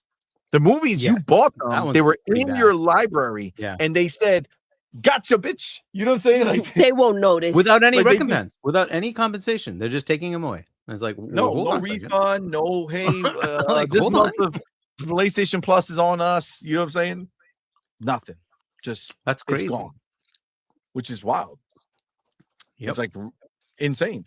But so this one, I would say this is not a like to like, but it does show you what can happen, because if Marvel got aggressive and was like, you know what, all digital copies are done. We want them all. Get them out of there. You can't. Nobody can play this game digitally anymore. Then that would be a problem. Unlikely, but still possible. Problem. Yeah, no, it's more the licensing, right? Because it's a partner license, those agreements come up, and then you have to figure out what is it going to cost? Is it worth it to the publisher to actually continue with that? And they may say no, it's not, and that's what happens here. Now, the beauty is if you do have the physical copies around, secondhand market, you can still go buy it, right, and play it. So you do have the option to still buy it. You just have the option of buying a used copy, but at least it's there. You do have an option. Whereas with digital only, you're screwed. It's just crazy that they are out here selling things that they're essentially not allowed to sell, that they can rent out, but they cannot sell, because when that licensing is over, like, then what? You take it away? That's crazy. It is. That's not something that makes sense. By the way, I don't know if you guys noticed in the poll, no one is physical only in the chat. Everybody's either digital or both. No one is physical only. So it's crazy, but yeah, I only know one person. I only know one person that's physical only. Really? Yeah, that's you probably know Red Wolf. Do you know him? He's the only one I know who's like, you will only do physical. Really? Yeah, that's wild. I mean, look, I understand that people don't want the option taken away. I think that's the biggest thing. Like it could be 99% digital. Like the fact that you're telling people that this is it. This is the only way, no matter what. I think it's the thing that people are upset about. Now, is this going to be a thing that PlayStation goes and looks at all this and says, "Oh no, let's walk this back"? I don't know how. They already turned their manufacturing off. Like they already are using those factories for something else. I don't know if that's I don't know if they'll actually go back. Do you think there's a possibility that PlayStation says, "All right, we hear you. We're gonna go. Don't worry, physical is here to stay." What do you think? I think it's the response of Xbox that matters, because if I know some of these people who are pissed off right now on the PlayStation side are saying, "Oh, we'll have Nintendo." Good luck. They're not going to go to Nintendo.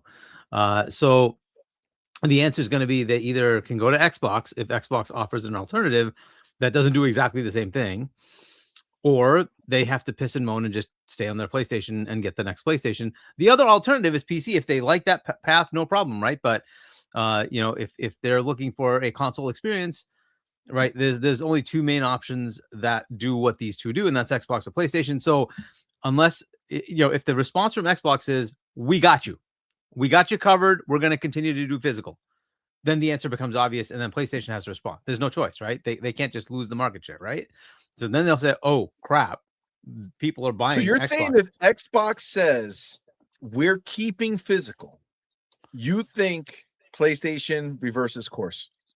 I think they would have to consider what they would, how much market share they would lose, and if it's okay for them, right? That's what they have to figure out, right? So I don't know what this is going to look like going forward. We will see, because we don't know what Xbox's response is, right? Their response could be exactly the same thing, right? And if it's exactly the same thing, it's just not going to change, because both of them are going to do the same thing, and nobody can really go anywhere anyway. So you're stuck. If, however, Xbox takes advantage of this and says, "Oh no, we're still doing physical, no problem, we're continuing," and there's enough backlash that people actually do something, not just say words on Twitter or something, but actually do something and go to the other platform, then PlayStation will have to look at the economics of that and say, "Whoa, crap, maybe we have to undo that." And it doesn't mean they have to change their manufacturing, by the way. There's other manufacturers. They could just use those other manufacturers for the physical releases. That's fine, right? But that's a choice they have to make. Maybe they could open it up to get away from go back. They would open it up and say, "Okay, if you guys want to make it, you guys can do it." Yeah. They're just contract manufacturing, right? They're basically just going to a manufacturer out there and says, "Here's what I need you to print onto a disc. Please print like 10,000 of them, or 5,000 of them, whatever the number is for a given game," right? So that's how they do it. So right now they just do it in-house. And by the way, Microsoft sometimes uses them to print it. So because Sony is one of the bigger printers of discs, right? Because they're one of the co-owners or inventors of Blu-ray, they print a lot of discs for a lot of people, including Xbox. That will probably go away and go to other manufacturers. That's fine. But that is something they could. So I think it's 2028. Well, that manufacturing process won't be available for external use. Yes, right. So there would have to be the other manufacturers out there, and there are plenty of other ones out there. But yeah, I think the response of Xbox will dictate what PlayStation does. So if Xbox comes back and says, "We're going to keep doing physical," I think they'll have to look at it. If they come back and say, "We're doing all digital," or keep themselves totally they just say nothing, right? They keep shut up about it and don't say a damn thing. Yeah, they keep quiet about it. Yeah, it's not gonna change. I think this is gonna be the way it is. So it really just comes down to in my opinion, I think it comes down to what Xbox does. Yeah, I mean, there's very much a possibility. I don't know how reactive they would be to Xbox, because that would be them going ahead and saying, "All right, Xbox," I feel like it was ballsy of them to just come out and say it if they were willing to walk it back. I don't think they're willing to walk it back.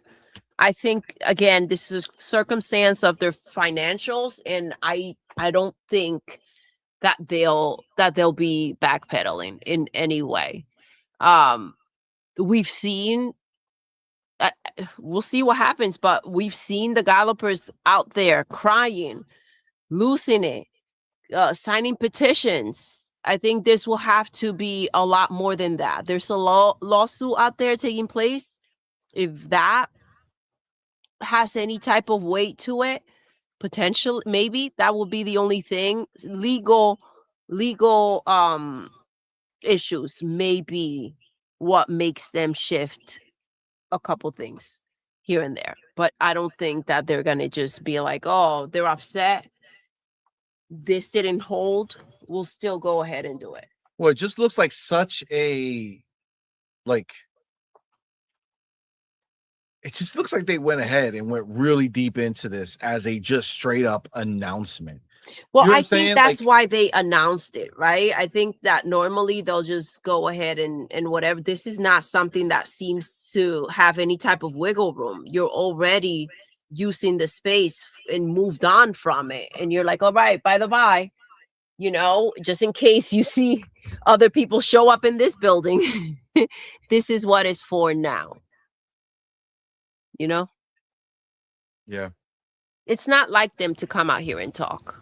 So No, and again, something so definitively and almost so like, far out too.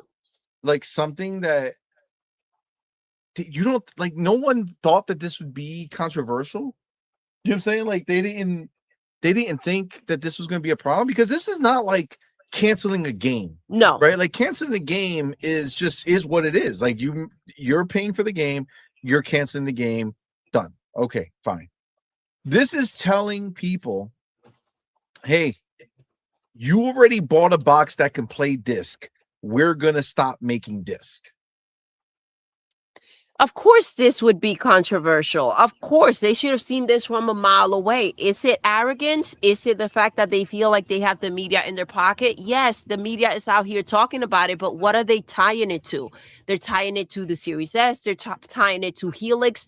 They're trying to tie it to something that gives PlayStation a little bit of wiggle room, a little bit of grace and slack, right? Like take accountability. This is something that they came out here and made a statement about. Hold them accountable to it. Stop giving them an out.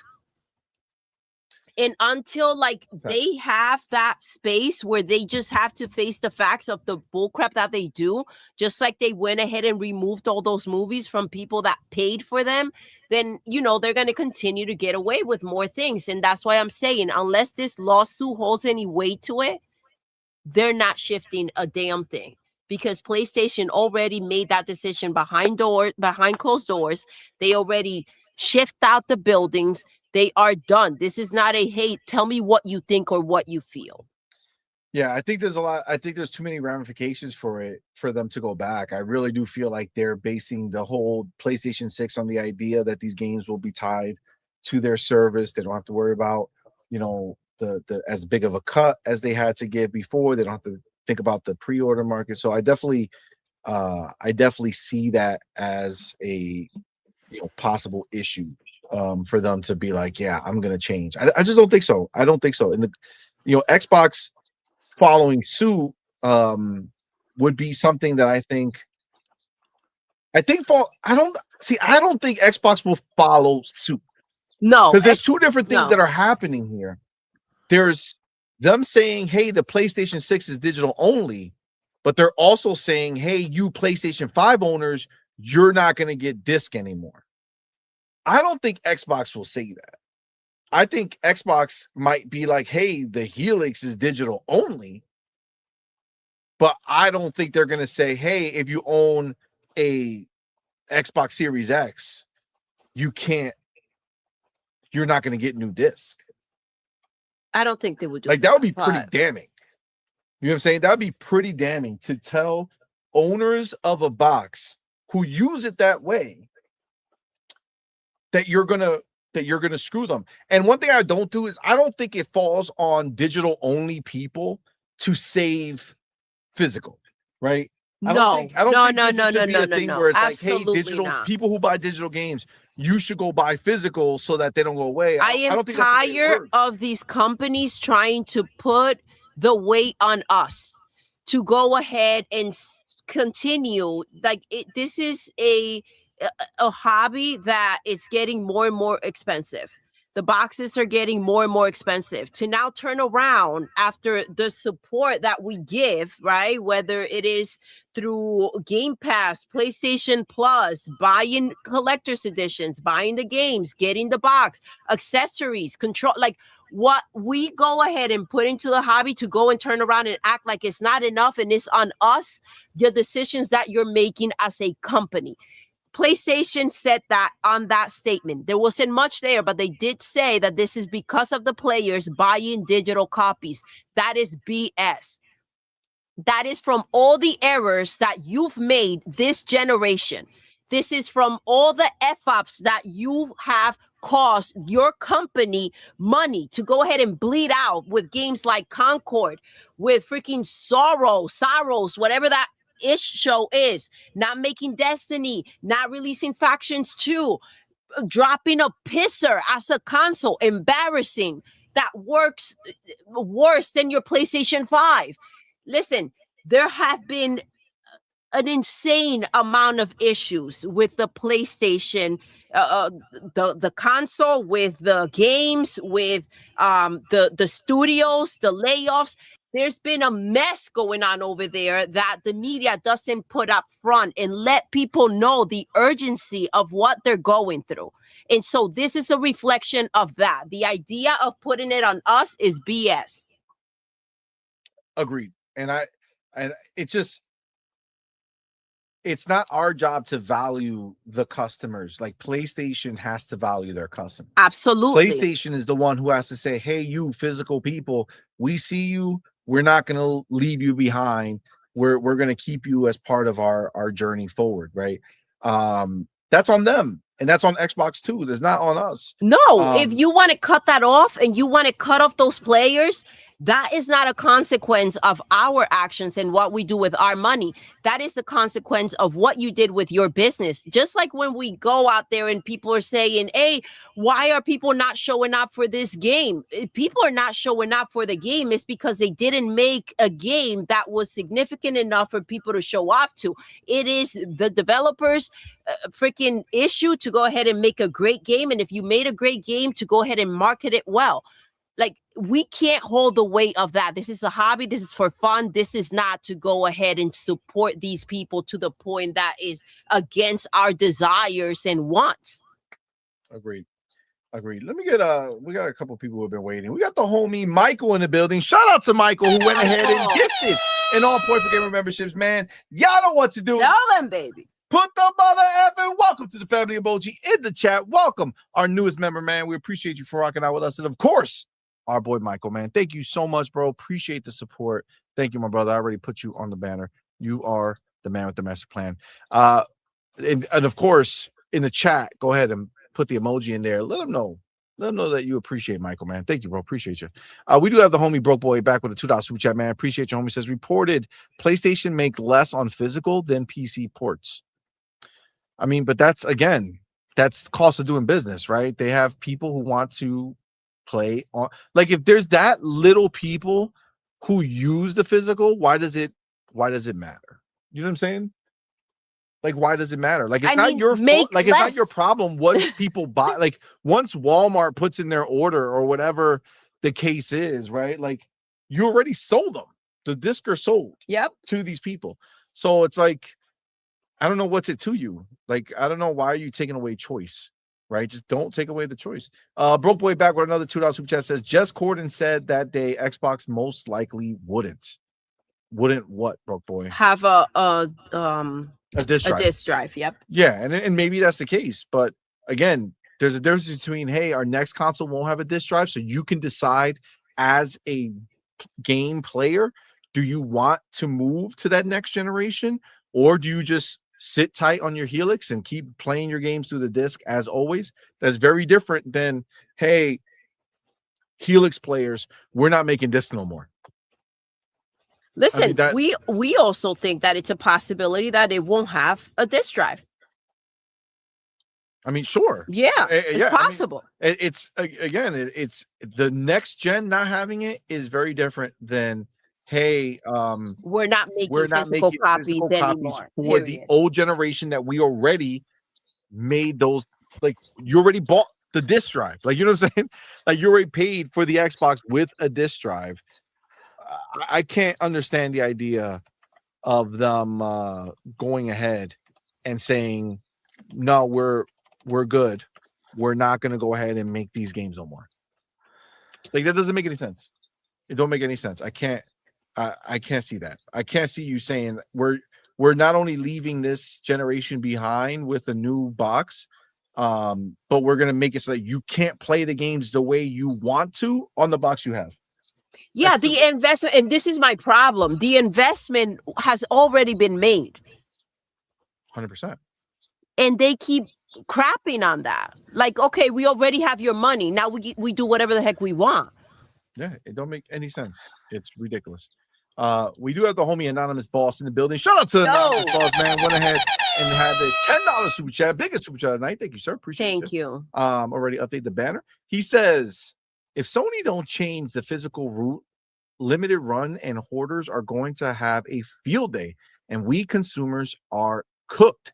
CMoney asked Doodle, where is the machete? El machete. You're a CEO. He's a CEO. We're all CEOs. That's wild. Let's go.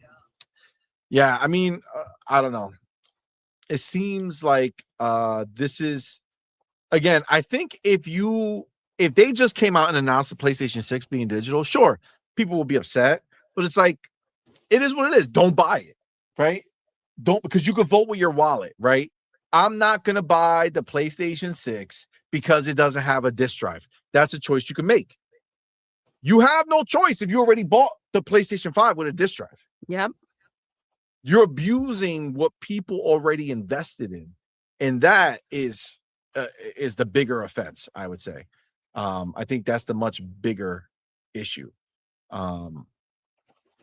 So I don't know. It's a problem for sure.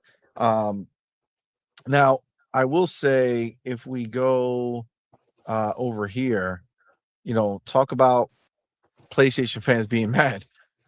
I don't know if you know who John Linneman is. All right, but John Linneman is he's on Digital Foundry, right? And I mean, these guys are like pro PlayStation. Okay, he's more of like a retro dude at heart, I would say. But when you come into this generation, for sure, he's definitely a PlayStation guy first, right? And like, he's really mad. Like, he had to say, I'm done, I'm gonna stop, like, in another post, because he got so heated with this. Like, he was going back and forth with Tim Dog here. He was going with, like, going at everybody who question it. And he says, yeah, PlayStation is over for me, done. And then he was talking to Tim Dog. You know how it is. You dropped Xbox over business decisions, right? So, like, but he's saying he's done. Now, somebody called him out and said, yeah, you're saying that, but once the PlayStation 6 comes out, you're going to be working for Digital Foundry and you're going to still do all the stuff there. And he said, yeah, of course, I got to do my job. But he said he's not going to personally spend it. He's not going to get his own PlayStation 6. That's what he says. But this is the thing that his frustration is one that I think a lot of people have, right? So, like, in our chat in particular right now, it's easy to see that there's no one physical, mostly physical here, right? That's what I would say. Mostly physical. No one in here is. It looks like, well, I think I saw, was it Negan? I think Negan was the one who said that he is mostly physical now, but I think he put both because he's still a percentage. I should maybe have written like mostly physical, so that it's not like physical only. How about this? If you're in the chat, physical only, don't put that. If you're a physical mostly, put a 1 in the chat and let's see if that changes anything. But the point is that, here, maybe we don't have that situation, but I think overall the problem is like, yes, for me personally, I'm not buying physical for as long as humanly possible, unless it's a collector's edition. Just because I don't I don't want to have to change disc anymore. Like I'm over that entire part of my gaming life. I remember when On Live came out. I was so happy that it was a streaming only box. Like there was, I could just switch between games and stuff. It was glorious. Already just that change alone, we already got now 11% physical. So Yeah. we were already boosting it up very quickly. Where people are mostly physical. I see J Shock Blast in the building. What's up, homie? Yo, He says he has a wall of games. I mean, I feel that. I don't know. Are you still adding to that wall? Like I have a wall of games too, but that was back basically 360 is where it stopped for me. But unless it was a collector's edition, yeah. Yeah, unless it was a collector's edition. But I mean, I think one thing that I will say, and I've kind of learned this now with some of the stuff that's been going on, just because I'm not affected by it, doesn't mean that the people who are affected by it have less of a voice or should not be heard or, shouldn't be taken seriously, because they're still part of the community, right? Like they're still buying these games. They're still taking part in the discussions. They're still doing all this stuff, man. Like they're enjoying gaming through this version of it, right? Like we all at one point were physical only until the option came, and some of us took the option, some of us did it. But like you can't really tell people who are pissed that the answer is, well, most people don't buy physical. No, so too because bad. guess what? They have physical, they want physical, and they should be able, as part of the gaming community, get what they want. That choice should be there. I should be able to say, you know what? I want this game digital, but I'm buying this one physical because I want to lend it to such and such, or I want to I don't know if I'd like it like that, and I may have to return it, or I'm sorry, not return it. I want to trade it in. That option should always be there. It should. You pay for it. It's yours. Just because, see, when you I prefer having my copy of the game. We buy a lot of digital games, but I prefer having my copy of the game. You like to just switch back and forth here and there seamlessly, and you don't like going ahead and swapping things out. And that's also fine. But my option should also be there. Madman's option should also be there because he also likes to have the physical copy. He likes them for himself, and he likes to gift them. Right. So when he's buying something, he doesn't like to give a gift card or a digital card to go buy yourself a game. Is here, I bought you this. That option should be there. Yeah, that's going to be an interesting one that you just brought up, right? Because I do this a lot with my nieces and nephews, right? I usually just, Christmas comes along, I send them games. What do I send them? A physical game. Because that's what I can gift them. It's the thing to do. It's wrapped up. You open it up. Oh, cool. Right. And so if that goes away, that's kind of disappointing, right? Because it's just part of the whole thing of when you open up those gifts on Christmas Day, you open up a physical gift and you get to see what it is. Right. And and that's how usually I've been doing that. And so it's been great to have physical releases of things that I can just gift. If that goes away, that is kind of a pain. Right. But there's See, I thought they were going to go the other direction. So me personally, I was like, okay, they're going to catch up to movies. And I don't know if music does it, but I know movies, you buy the disc 9 out of 10 times, you get a digital copy. Yep. You buy the disc, you get the digital code. If you want to use your disc, use it. If you want to do the digital copy, use it. Whatever works best for you. I just assumed at some point we would get there. You know what I'm saying? Let me choose. To your point of percent, right? It's still, I think it's mid 80s or so percent buy digital on PlayStation, right? That's 15% that don't. Remember, there are 100 million plus customers, right? If you count the PS4 and 5, it's more than that. 15% of 100 million is 15 million customers. That's not something to throw away. 15 million customers want something. yikes. I mean, if it was like, 10,000, okay, I can see. Like 15 million is not a small number. You really do have to then say, all right, what's the answer to that, right? And people will say, hey, but on Xbox, it's like under 10%. Yes, because half the population runs on Series S, which is digital only. But even there, it's still millions of players. You still have to answer to that and say, well, what do I want to do with that? Do I just say no to you? Maybe you shouldn't do that. Maybe you should like do what you can to meet their their needs, to give them something that works. But I like it's a very interesting thing that's gonna have to be seen as it goes forward. But there's a lot of little nuances like that just become annoying. I mean, it's true. It's true. I mean, even here you see like 11%. All of a sudden, out of nowhere, it went from 0% to 11% when you start thinking about how mostly it's physical, right? Like 11% of all games. Just imagine you extrapolate this out, and if it were 11% of all games that are sold in the world are physical, I mean, that's still a substantial amount. So the only reason I can see this is they're just trying to force the hand to go ahead and make it so that people have to buy from them so that they can make more money and not have a resale market. But not that this is accurate or whatever. But the Alenius tech people, whatever they called, they wrote a whole bunch of things over here, but they do have this thing here where they're estimating the amount, right? So for like this is 2026 top PlayStation games by copies sold. The football game from, the soccer game from EA Sports, right? They sold 5.1 million. 12% of that was physical. So was that 600,000 copies? Yeah, basically. Give or take, or yep. something. Well, no, maybe 400,000 exactly right. Copies? Yeah, something like that, 6. right? Yep, it's 6.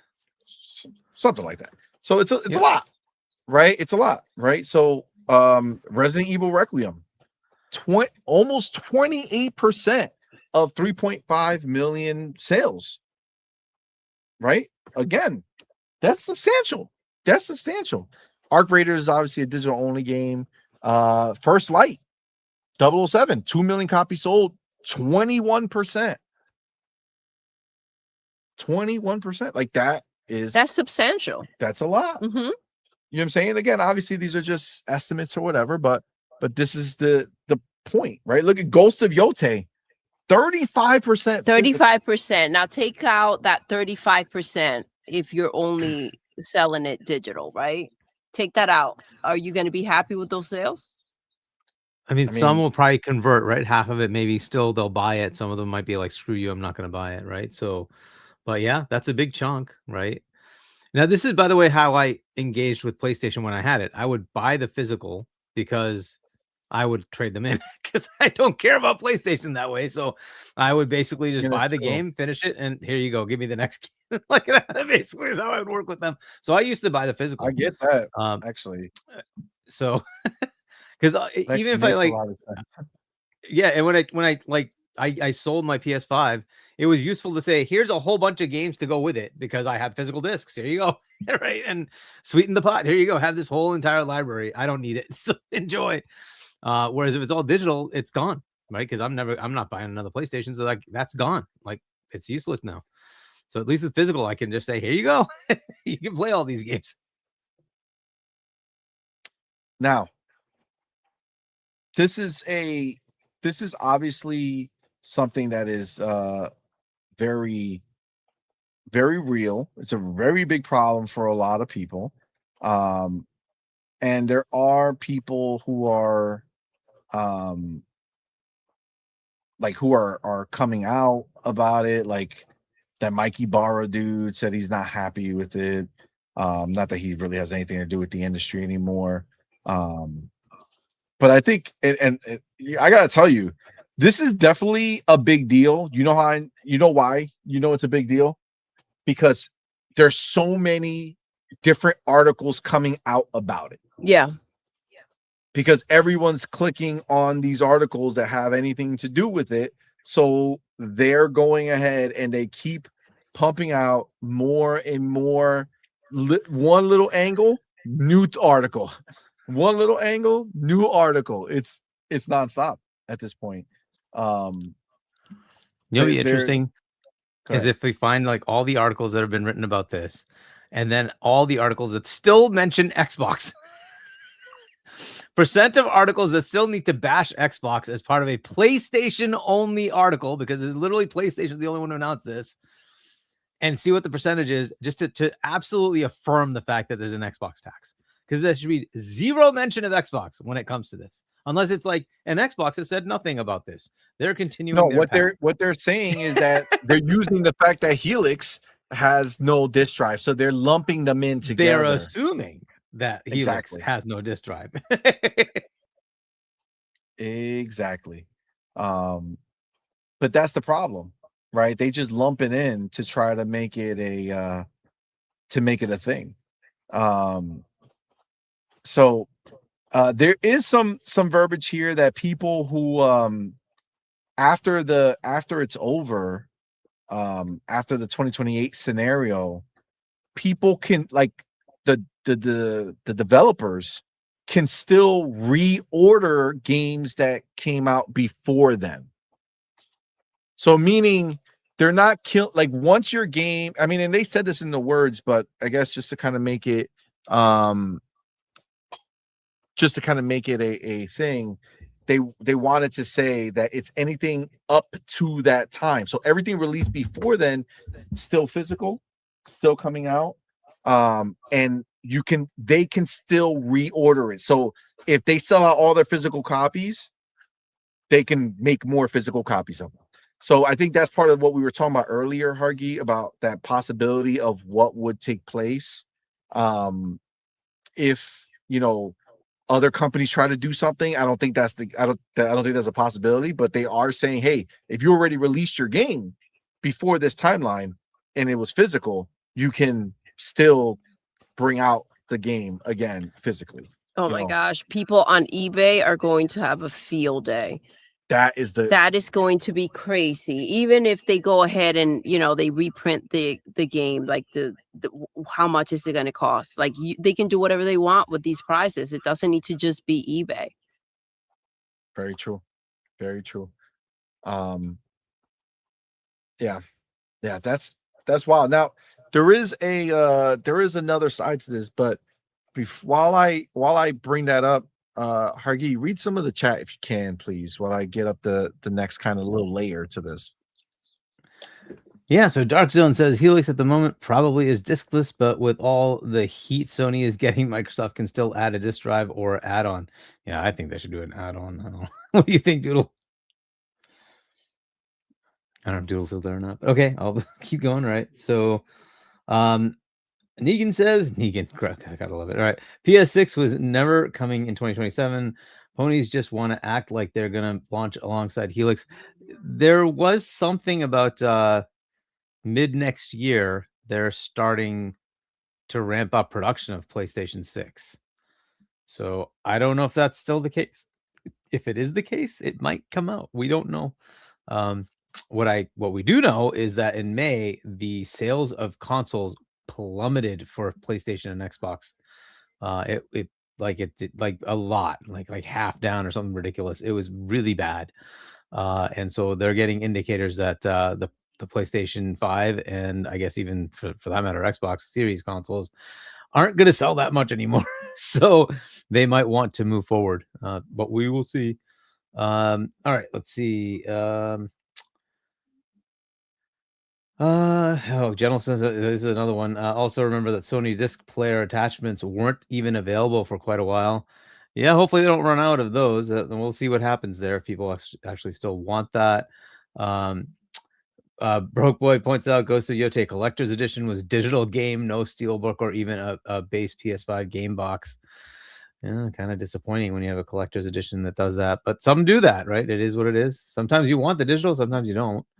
And then Dark Zone, I'm all physical with my media. I'm not a fanatical fan to any one. I just see it the sign of the times because it just happens to PC. No one really got mad because Valve gave PC gamers a great service. Yeah, but again, it is PC. Anybody can make a game on disc if they want to. They just wouldn't be using the Steam launcher to launch the game. They would just have their own installer. So it's up to them to do that. Thankfully, it's a total open platform, right? So Windows will let you do whatever you want. For that matter, anything else, Linux or Mac will also let you do whatever you want. So you just publish your game however you like onto that platform. But yes, most people want to go through a launcher like Steam. Let's see. Okay. Negan, I'd rather have an 8 megabyte disc over what Rockstar is doing. Yeah, that's a good one. Rockstar. You can buy a physical box. It's got digital code. I love it. They certainly started this crap. CMoney, you're muted. My bad. For me, that actually I like that because see, I'm weird because just like I said with the movies, right? I like if I have the ability, I will normally buy the movie physically to get the digital code. You know what I'm saying? And that makes me happy because I have the box and I have the code. Well, for the game, like that would be dope too. They should have the collector's edition box, like a nice dope box inside. Give me the code, and I'm a happy camper. You know what I'm saying? I get best of both worlds. But yeah, no, that's a whole nother thing. All right. I do have the next part of this. So obviously, Xbox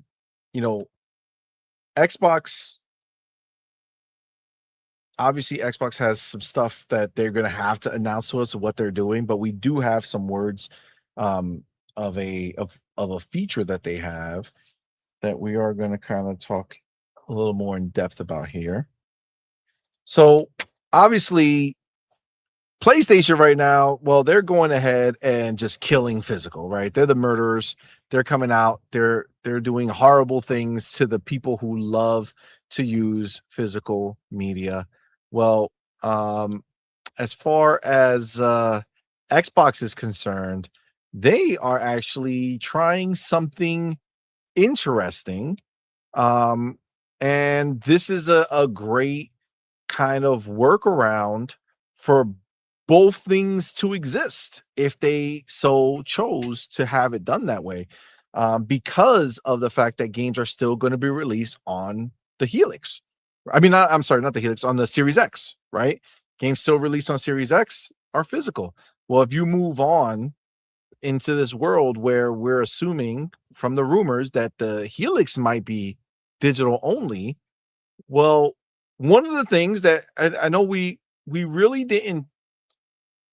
It's funny because you would think we would have spoken more on it, but I feel like we really didn't go too deep on PlayStation on what that meant for the future of backwards compatibility for the new PlayStation, right?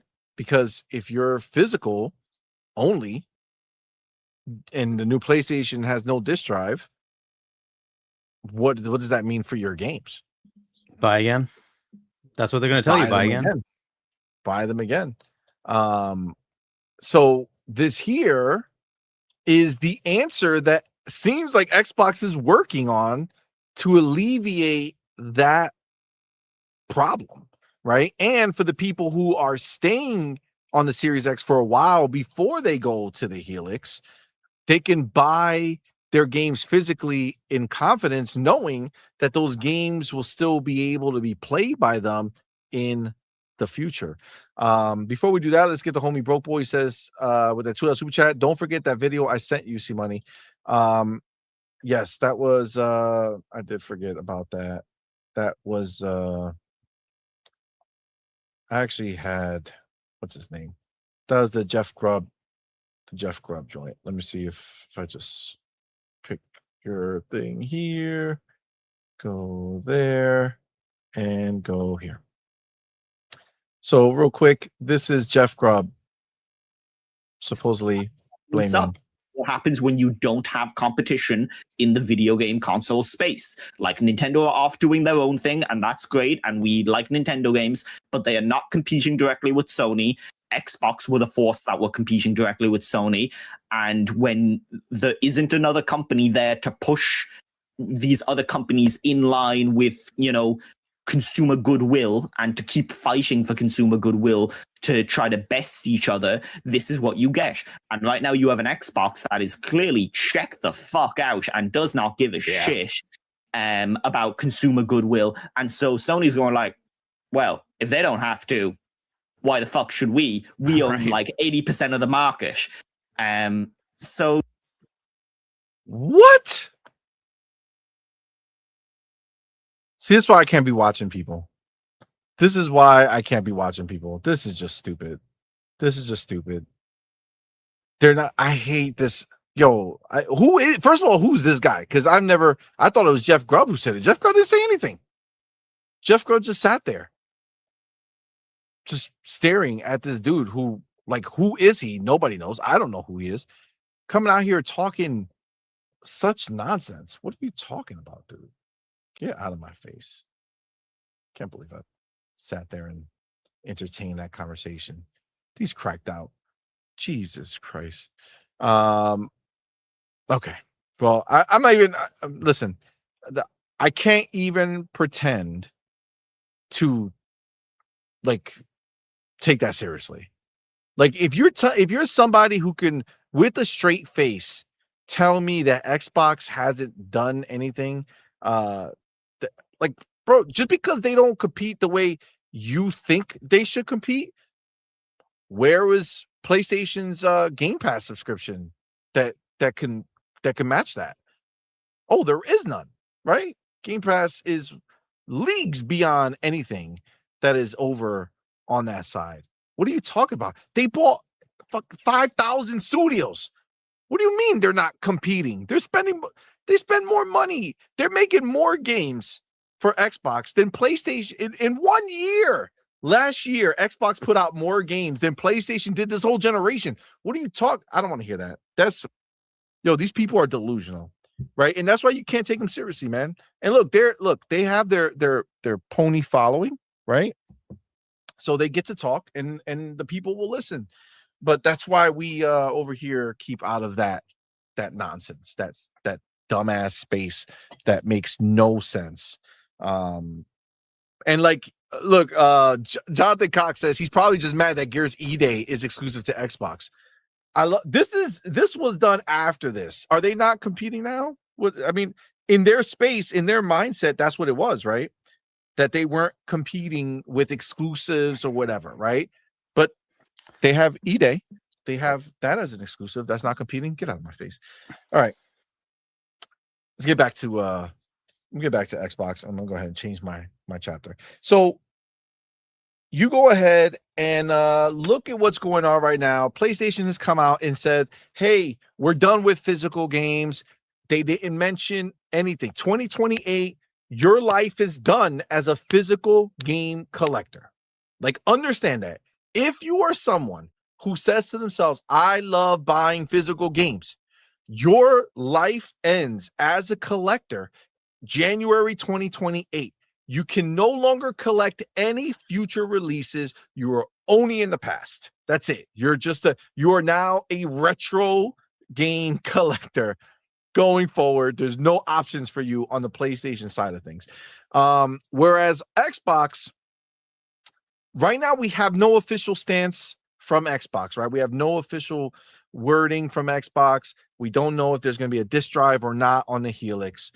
They haven't commented on what PlayStation has said outside of the studios, right? Like Halo did a little like jab and stuff like that, right? It's being acknowledged.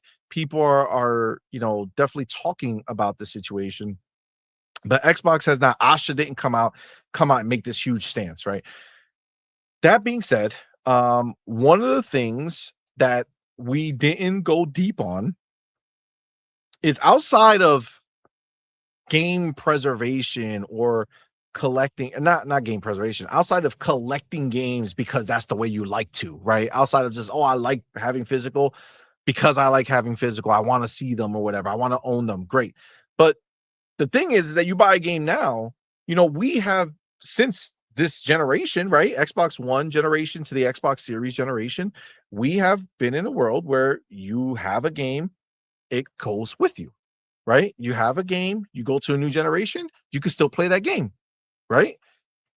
We could play 360 games that we own that are digital, right? You could play, or I mean, physical too, right? You could just put it in and it works, right? On the Xbox side, game preservation has always been top of mind, and they have shown us that those are facts. That's not an opinion. That's not, oh, maybe they will, maybe they won't. That's what they've done. Everything we've seen from Xbox is game preservation at the forefront. They do everything they can to allow your games all the way back from the first game that dropped on an original Xbox.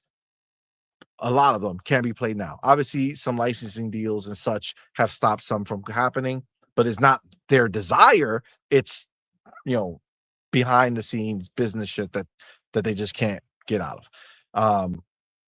But they're always doing that. So there's no surprise to me that they're already thinking about the future. Okay. The reality is that we already know PlayStation is not going to have a disc drive, the PS6. We already know that. That's what's happening. We already know that in 2020, it's not coming till 2028 minimum for the PlayStation 6, but we know that they're not making disc anymore. We know their whole plan. Okay. What's clear is that Xbox is preparing for a future where the Helix may not have a disc drive. The reality is that they probably also see the numbers and that most people are buying digital and all that fun stuff. But we've said it here like a bajillion times. I think the reality is that this generation is not going anywhere. The Series X, the Series S, these boxes are not going to go away. They're not going to all of a sudden have all these exclusive Helix games that can't be touched or can't be played on your existing consoles. It's not happening. They're all going to be playable. Nobody's making a game to say, hey, we're going to sell it to the smallest amount of people possible. It's not happening. Okay. It's just not. So the fact of the matter is that if you have a box that's brand new called the Helix, and you want to sell it to people who've been collecting Xbox games for a long time that may not be digital, well, you need a solution. You need a solution. And knowing that Xbox, unlike PlayStation, cares about this, they seem to have a solution in place. We're going to do two things. We have this one here. We'll read this. And I think Jez had a podcast through Windows Central where he went ahead and talked about this particular thing more as well, because he's heard some things. So we're gonna kind of look at that as well. But this is from The Verge. Says Xbox testing disc to digital feature that digitizes a physical game collection. Now it says Microsoft will likely soon follow Sony and stop the production of physical discs for Xbox games. But instead of leaving physical discs behind entirely, sources familiar with Microsoft's plans tell me that the company has quietly been working on a disc to digital feature that will allow Xbox owners to digitize their existing physical game collections. Now, just if we pause this conversation for a second, quietly working on it, guys, this was the plan in 2013. This was already there. In 2013, the box that was in the store was going to have a disc that you put in. And when you put it in, it would unlock the game as a code and say, hey, okay, now you own this digitally. You take your game out, you play the game digitally. You had to check in, what was it, every 7 days or some shit, or every month? Something like that. Every week or every month. I want to say it was every day. And I think that was what pissed people off, was like if they just made it like every month or every 2 weeks or something like that, it would have been fine. But I think it was every 24 hours you had to check in. I thought it was every 7 days. I thought it was every week. But either way, you had to do a check. But your point is exactly right, because this feature is Xbox One forward.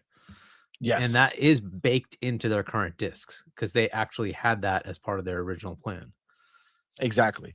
So this is already this is what I love. Slowly, I mean, it sucks, but like slowly everything about that generation that was supposed to happen slowly is starting to finally make his way out. Of course, Xbox always ahead of the curve, right? They see where everything's going, but the world says that's not going to go there. And then they're like, all right. And then the world gets there and they're like, hey, what are you doing here? What took you so long? Like, no. We already tried this and you guys were crying. But now look at how this feature is going to be embraced, because the PlayStation side is going to be like, what is happening? How come our games can't get digitalized or whatever? Well, now Xbox will be ahead of the curve again. But either way, where was I? But instead of existing physical game collections, yes, Xbox employees recently started testing this new feature after references to enable disc to digital appeared in the Xbox PC app code in May. I'm told that Microsoft's disc to digital feature will work on Xbox One and Xbox Series X disc only, and not those for the Xbox 360 or original Xbox console. So basically, well, I guess that would make sense, because the Series X, there's some games that are not digital, right? Or weren't digital, and you can only get them physically on the Series X. Some Xbox original games back in the day, like the first round. The original OG Xbox, you mean, right? Yeah. Yeah, the OG Xbox was physical only. I don't know that they had a digital store. What I I'm think saying the is digital that store came out right with now, 360. are there games that are only playable physically on the Series X from that generation, or does every game you can play physically have a digital, twin that you Oh, can I got you. purchase As far as digitally? BC, there's a couple of games that they couldn't get the license to sell digitally, so it's not available in the digital store, but you can use backwards compatibility with a physical disc. It's a Okay. handful of games, but yes, there are. And I think it's about across both the OG and 360. Okay. So, I mean, I would be shocked if, I don't know if this disc to digital thing will work for sure, but I think that if you still own these games digitally, you'll be able to play them. I just don't know. I guess in the Helix, you just won't be able to play some of these. Again, we don't know. Games. We don't know if they offer a drive or not. We will find out. I mean, I don't know why they couldn't just make it full PC as far as peripherals and just let you go buy It would have to have the custom chip in it. It's fine. They can do that. Again, it's not difficult to create an external that connects up, has the correct encryption and all that stuff. Just sell it. Who cares? People will buy it. If they want it, they'll buy it. Sell it for $100. They'll buy it. I don't see the big deal. 100%. I don't see how that hurts you, but if you market it as a way to play your old, your back compat games, you know what I'm saying? Like, if you you can't market it. Like, the whole point of what they're doing is they're not going to release their Helix games in that space. If they have, again, we don't know. But the rumors are that the Helix is also not going to have a disk drive, right? And it makes sense if we think about cost, right? If we start thinking about the fact that these things are going to be super expensive, they're going to cut everything they can to try to make it where they can recoup the most money. So in that world, if they had that, then this would not be a way for you to go buy a physical, Helix game and put it in there, maybe play the Xbox Series version of it or something. I don't know, but you have to market it right. You don't want to confuse people and think that it's like, here, you're buying a digital drive so that you could play brand new games on this, right? So that's where I guess it could be a little tricky. But either way, the fact is that even you figure Xbox One generation and forward, being able to be like, hey, I have that disc, let me put it in, boom, now it's digital. I mean, that's a W, right? I mean, that's a huge benefit. Now it says getting a digital copy of a game works simply by inserting a compatible disc and installing and playing the game. This will require a Microsoft account on an Xbox console and will grant a digital entitlement for physical games. So that means that game has some type of code that's encrypted on it. When you put it in, it's going to drop it with that code. When you put the disc in somewhere else, it's going to look for that code. And if it's not in there, it's going to go online, take it off of yours, and go put it in the next spot. Right? Yeah. This is literally what they were doing with the Xbox One, just like you pointed out. That literally is the Xbox One. That was what they were going to do, right? So you would get a digital entitlement based on a disc, and then you could still. I mean, it basically still allows almost everything else. Yeah, you could still trade it. You could use it, do all that stuff. Yeah, you would lose it, right? You would lose it. And the only thing that becomes risky is if you lend it to somebody. Technically they would take ownership of it, and you got to trust them. You got to trust the way it is normally, right? If I lend my disc in a normal case, they have it. I don't have it, right? So, but if they break the game, if your game gets broken, then there is no more switching. You're just stuck with it, which just like regular life, right? If you break the game, you can't trade it in, right? So it is what it is. But yeah, I mean that it's simple. Right? It's not a complicated situation. You put in your disc like normal. The first time you put it in, it's going to download it just like it does now, except it's also going to download a code that is going to be the signal. And you're probably going to have, I mean, realistically speaking, they're going to do the same thing. You're going to have a check-in online because people could try to be slick, download the game, go offline, and if they sell the game, not be able to ping back to their Xbox to know and take it away, right? So they're gonna have to do an online check, right? Basically, it's probably gonna be every time you play the game. Yeah, is it 30 days now? There is a timeout that eventually happens. I don't know how long it is, but even for now, that like if you have a digital license, I think there's like a timeout after which you do have to check in again. But it's quite long, especially if it's your home Xbox. It's quite long. You do have quite a bit of time, but it is a check in at some point. You do have to check in. Yeah. So I mean, I think that's a situation that just be prepared, right? That if they're going to do this thing where they're letting you go and sell these things and trade them in and do all this stuff, when the next person buys it, it's going to trigger they'll probably do it at the store. Like you probably won't be able to trade it in until the store takes ownership of it from you. Like they'll probably be the ones that have to do the check-in. So like if your Xbox is off, they won't accept the trade-in. It won't matter, right? Because it's in your account. The code will be disabled in your account. Your account is always online. So the next time your Xbox checks in, it'll just take it away from you. Yeah, but people will be pissed if you can't play the game offline. Are we saying offline play is done? No, not at all, right? But like as far as trading it in, it will become irrelevant because the license is still on the disc, right? And so when somebody puts it in theirs, it's going to take it away from the other person no matter what, because your account is always online. Right. So if you have the entitlement attached to your Xbox, I get what you're saying. I get what you're saying. Disable it there. But if you have an Xbox that you go ahead and I guess you would only be able to do it with one game. Yeah. Like you would only do it one time because at one time you could take it, put it on your Xbox, download the game, go offline, never go back online, and you have that game to play forever.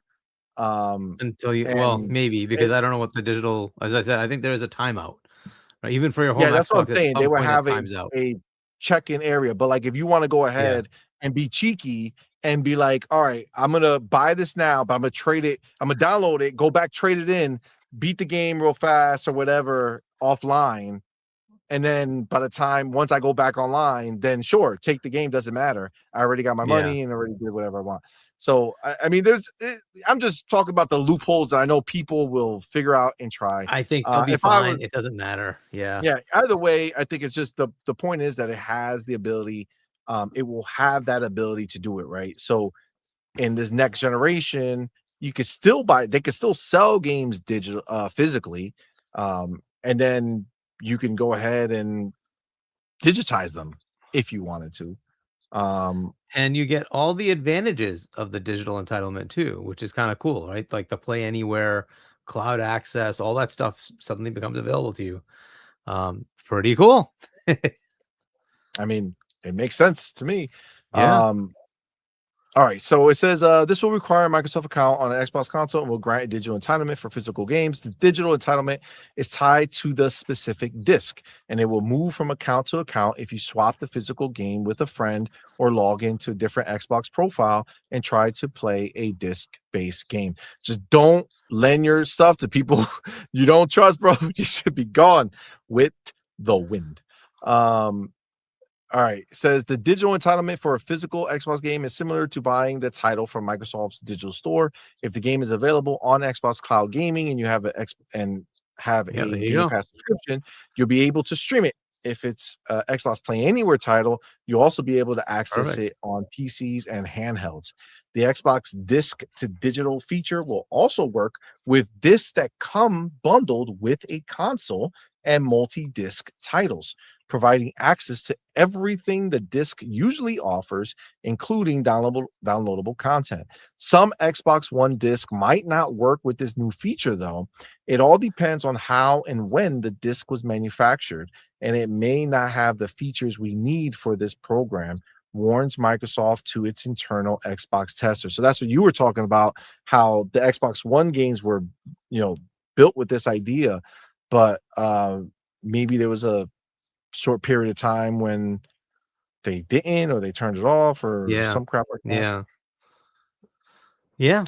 But hopefully, I mean, it's probably going to be just like the older stuff, right? Yeah, I would say like the stuff that's not theirs, maybe some weird third-party disc. It's like, doesn't work right. Says this will still work after they're digitized, and you'll only lose a digital entitlement if you loan the disc to a friend or sell the disc to someone else. Microsoft is currently testing this new feature internally, and I expect we'll hear more about it in the coming months. Maybe that's why they haven't announced anything either. Maybe they want to announce it with something like this to show how they're going to, handle it. I understand Microsoft hasn't fully finalized whether the next generation Xbox, codenamed Project Helix, will ship with a built-in disk drive. But if Helix is disc-free, the feature could be essential for existing Xbox owners wanting to digitize their game collections in time for future Xbox consoles. I mean,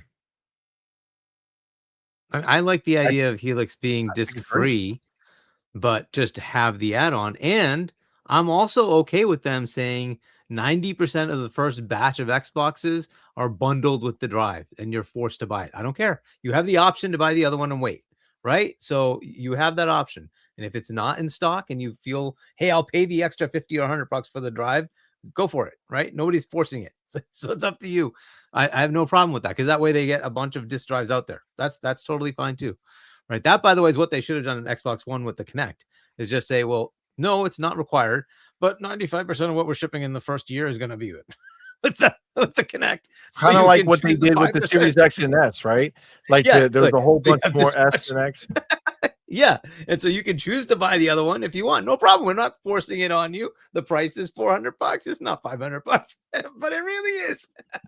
Yeah. So, I mean, I feel like they would want because things are going to be so expensive. I think the whole point is they want to come in at the lowest possible, entry. Advertised price.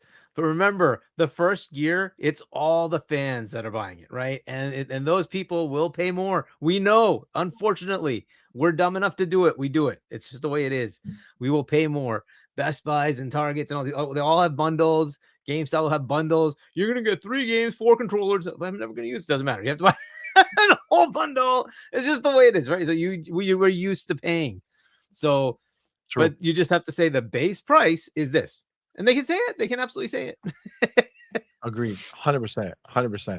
We do have the homie D1 Mav in the building. What's up, fam? Thank you for being here, my brother. Thank you for that $5 super chat. Says, I think if you have the game on your Xbox Live account, they will allow you to download the game for free if Helix doesn't have a hard drive.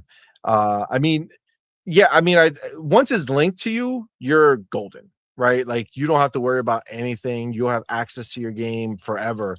I think that's one of the nice things about Microsoft and Xbox is they've shown and proven, like, this is not words, this has been action, where they are very much into game preservation and they do a lot in that space. So even remember, like, PlayStation 5 when it came out, there was like this whole thing of like they didn't know if some of the games will work or not from the PlayStation 4. It was like, hey, some games might be funky when you try playing them. Like, they were just like, it's not our problem. We're selling a PlayStation 5 now. Get on the boat or you're gonna drown. No, Whereas it's Xbox didn't. Yeah, it's funny, right? Because like up to the PS3, they actually were very pro like backwards compatibility. Because like in the PS2, they included the PS1 engine, right? And the PS3, they included the PS2 engine, which included the PS1. So it had the whole thing. So you could play all of it. They did a good job with it. And then the PS3 was so expensive that they decided, let's just forego the backwards compatibility. And so they cut out the entire PS2 engine. And so you ended up with just PS3 with no BC. And then in PS4, they're like, we can't emulate that the PS3. So they're like, we're done. There's no backwards compatibility with PS4. And so they're now in that weird mode, right? Because they diverged so much with the PS3 architecture. But they did initially start that way. And it was like, this is good. You want to keep like everybody happy. You can keep playing all the generations in the box. That's awesome. But then they dropped it. PS3 was really a bad generation for them. Well, it also had a lot of different, they changed leaders like all the time. You know what I'm saying? So like there's a lot of different moments of PlayStation history that you can kind of look back and be like, oh yeah, that's that person's generation, right? So like there was the different, very different leaders who felt very differently about how it should run. Like even now you hear Shawn Layden's always coming out saying something, and he was just talking crap about this whole, you know, no disc scenario. Because he was talking about like, dude, like they're like PlayStation is not like Xbox. PlayStation is more of a global company.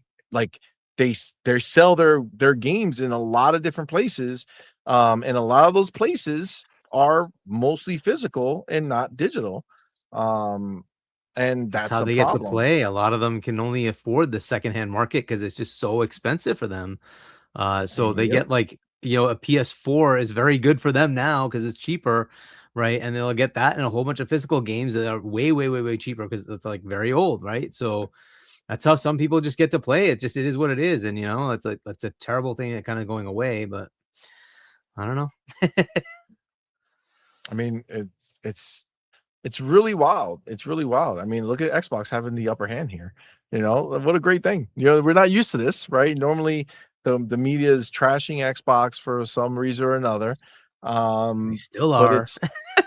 Yeah, I mean they are, but right now this is a little moment of like, oh yeah, Xbox is doing something that makes sense over here. That just makes it so that you're not screwed, right? If you're a physical game owner, again, this is something that it doesn't really apply to me because I don't really have any games, even though I do have a few, which does make me happy that I can go ahead and go take the few that I have and digitize them. That would be great. It'll also open up. It's like almost like the opposite effect of this, where it's like all of a sudden you can go back and be like, oh yeah, I am going to do the physical, because that's what I was just talking about, which is I thought it would be like movies, right? Where you could buy the physical and then you get a digital code. Well, this is that, right? I can go back and find some old games that I didn't pick up and be like, you know what? Look how cheap they are right now. You can go buy them dirt cheap and digitize them. On digital store is probably still the same price or expensive. On the physical market, all of a sudden you can go back and buy a whole bunch of games that are really like cheap. this idea, because that's a very big deal, right? Because like you can find a lot of physical sales. And it's like, okay, well, that get, but man, I want to have like the Play Anywhere. I want to have like so it's like, oh, well, I have to buy it digital then, right? And like, no, I don't. I can get the physical copy, put it in my freaking Xbox once, and I put it on the shelf. I'm done. I can now play it wherever I want. That's a great idea. I would love that. I love the original Xbox One idea, by the way. I thought it was fantastic. Oh yeah, I own the game, and my family can play it anytime. Hell yeah, that's awesome. Like, why is that a bad thing? Dude, literally, it was like what, 8 people? It was 8 people or 5 people that you can share your games with. Yeah, your Come on, man. family members and your That would've Microsoft been account. great, Yeah, bro. yeah, it was awesome. And then you could up to 10 friends. You could just lend games to. I'm like, this is awesome. What do you like? How is this bad? This is fantastic. So like, but whatever. Yeah. So Daryl says, first of all, Daryl, thanks for being here. Says we tease ponies for having to buy a disc drive for the Pro, and bam, same thing may happen to the next Xbox. I think it was a little different scenario, right? Because the PlayStation 5 had a disc drive, and if you owned a PlayStation 5 with a disc drive, and then the PlayStation 5, if you want to upgrade a PlayStation 5 Pro, the base version didn't come with a disc drive, right? You had to go and find this other version, and it was difficult to get for some people. So if you go ahead and try to get a disc drive because you have all these PlayStation 5 games physically, you're SOL. So it was funny. Yeah, it was also just the fact that it was like $700 at it launch. was already super It's like, expensive. it's $200 more than your disk drive enabled version, and $300 more than the slim, not the slim, the digital only version. Wow, that's a huge jump, and you're not giving him a disk drive on top of that. Like, that was what we were talking. It's like almost double the cost of the base model, right? You're like, dude, like that's a lot of money. Like, no disk drive on top of that, no stand on top. That was why we would call that out, right? I think both the next gen are going to likely ship without disk drives. I'm just hoping that Xbox reads the room and says, oh, we need to have an add-on, and it needs to work for Helix games too. So Facts. Yeah, I that's the reason that I would say that was an issue, but it's also different times, right? Because the same thing, we mocked the PlayStation Pro for being 700 and then 800 with this other stuff. We would all do like the most exciting celebration if Helix came out and it was announced at $700 or $800, right? Because we're all expecting it to be 1,000 plus, 11, 12, 1,300. If they came out and said there's going to be 800, it would be, oh my God, this is great, right? Like, times change. You know what I'm saying? That's just the reality of what it is. Apocalypse happened. I mean, it's true. It's unfortunately you can't go back, right? It just kind of is what it is. Amit Kumar says the OG Xbox One vision was genius. I wish they went through with it. Some stuff wasn't great and they didn't communicate it properly, but overall it was so good. Agreed. They just it was just a big mess up with they shouldn't have done any of the TV stuff until people saw the game stuff. You show them the games, you show them everything that gamers are excited for, not for the casual people, for the gamers. Then on top of that, you say, and when you're done playing the game for the night, you don't have to turn off your Xbox to switch over. You could just literally swap over right on your Xbox to your other thing or whatever it is. Or you could bring it in on a snap. Look, your TV is there, right? Like, it's just, they just did it horribly wrong. But yeah, I thought this was a fantastic idea. I think it's a great situation for collectors, right? For people with physical collections. And that's it's just nice to see Xbox coming through for the physical fans, right? The people who want that. And again, it's going to be a benefit to even us non-physical people, because all of a sudden, just like we talked about, that physical market opens up to us digital people who want to go get some cheap games, right? So it's a win-win across the board, right? And I'm definitely down for it. Xbox out here doing the right thing. So I'm definitely for. Oh, did you see that there was a Xbox disc versus digital media ad from 2025 that they canceled? Xbox was going to put out a advertisement just explaining the difference between Xbox disc versus digital media, and kind of like letting you know the differences, and like which one. It ended by saying like which one is best for you, right? And it kind of, but they ultimately got rid of it. But it's a just kind of fitting that right now they have this moment. And I don't know if they're going to capitalize on it, man. I don't know if they're going to capitalize. It might be a couple of weeks before they do, just because of the mess of next week, right? So we will see. We will see. Maybe they start the week with the good stuff, this, right? And then they end the week with the not so good stuff. Maybe, or the other way around. Start the week with the not so good stuff and then try to cover it up with the good stuff. I don't know. We'll see. We'll see what they do, because usually your bad news comes in at the end of the week, but who knows? Who knows indeed. All right, let me take this chapter real quick, because if the news wasn't bad enough for them, guys, the news keeps on rolling down the hill for PlayStation, because there's a report here that Sony is discussing potential future PlayStation Plus price hikes, guys. I don't know. They're gonna go up in price on like consoles and stuff, right? They're gonna do it again. It's just what it is. But now they're going into the services again for a service that doesn't do anything for you. That's exciting. They are gonna go again and possibly raise it up. So it says top Sony executives discuss the potential rise in PlayStation Plus pricing.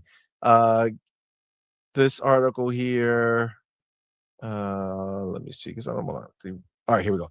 During a recent translated Q&A from a company meeting in June, Sony Interactive Entertainment CEO and President Hideki Nishino, Studio Business CEO Herman Hulst, and Senior Vice President of Finance and Corporate Development Lynn Azar addressed the potential increase in PlayStation Plus prices and the service's essential role in the PlayStation business model.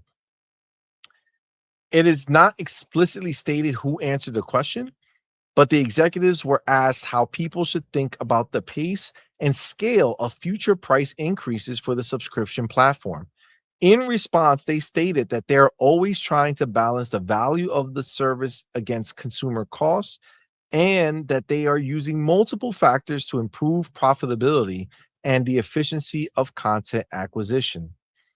PlayStation Plus offers strong value to players, and we continually balance that value against customer cost.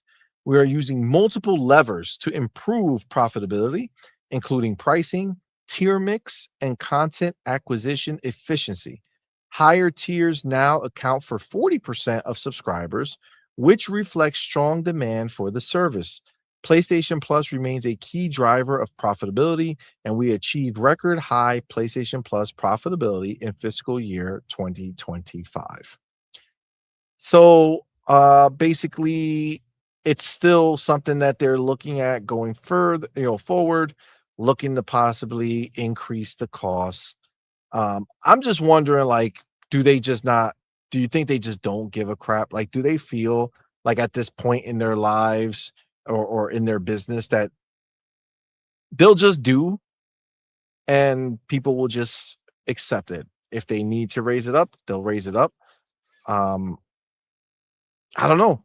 What do you think about it when they start talking about the idea of possibly bringing it up? It's up to the consumer to decide it's too much, right? And that's literally what happened with the ultimate, price increase on the Game Pass side. They bumped it by 50% to $30, right? After already increasing it from 15 to 20, right? They went to 15 to like, was it 17 or 18? And then went to 20 and then made it 30. And they're like, okay, guess what? That's too much. And millions unsubscribed, right? And they got the message loud and clear and bumped it back down to 23, right? And that's what it's going to take. That somebody has to get to the level where they're like, this is too much. I'm not subscribed. Look, we just saw people saying I'm unsubscribing from PlayStation Plus because of the physical disc going away, right? It could take any one of those things to say, all right, maybe we're asking too much, right? And so when a change happens and at that inflection point, you start seeing a decrease in subscriber count, you know you've asked for too much, right? And that's what they're going to have to deal with. At some point, it's up to their consumers to say, that's too much. You're taking too much out of my wallet. You're not giving me enough value. And right now, I guess they're not doing that. So they say, okay, keep pushing up, right? So that's unfortunately, it's just the way it is. Fortunately and unfortunately, I think it's perfect because essentially the market determines what works, right? It's how much you're willing to dish out. And you say, oh, that's too much for that. I don't get enough out of it. That's it. It stops. And then they decide, oh, our consumers don't like that. Let's change that. Right. Perfect. That's the way it is. So will it go up? Yeah, it's pretty much a given. It'll go up. Right. The question is how far will it go up? And is it too much for the consumer? And will they say, nah, I'm good, bro. I'll go to the lower tier or I will unsubscribe. Right. So is it going to, I mean, it's pretty much obvious it's going to go up. And yeah, as far as console prices next year, don't totally expect both of them will increase because we already hear how much more memory is going to cost next year than even this year.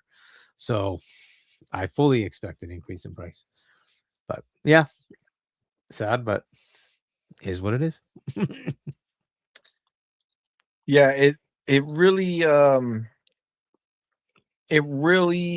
for me, it just blows my mind that they have gotten away with this service not needing to compete. Like, it's funny because people want to talk all the time about, Xbox not competing with PlayStation, but PlayStation has no interest in competing with their subscription service, like, at all. And obviously we know things are whatever with Xbox, and then might have some changes coming and whatever the case is. But at the end of the day, this was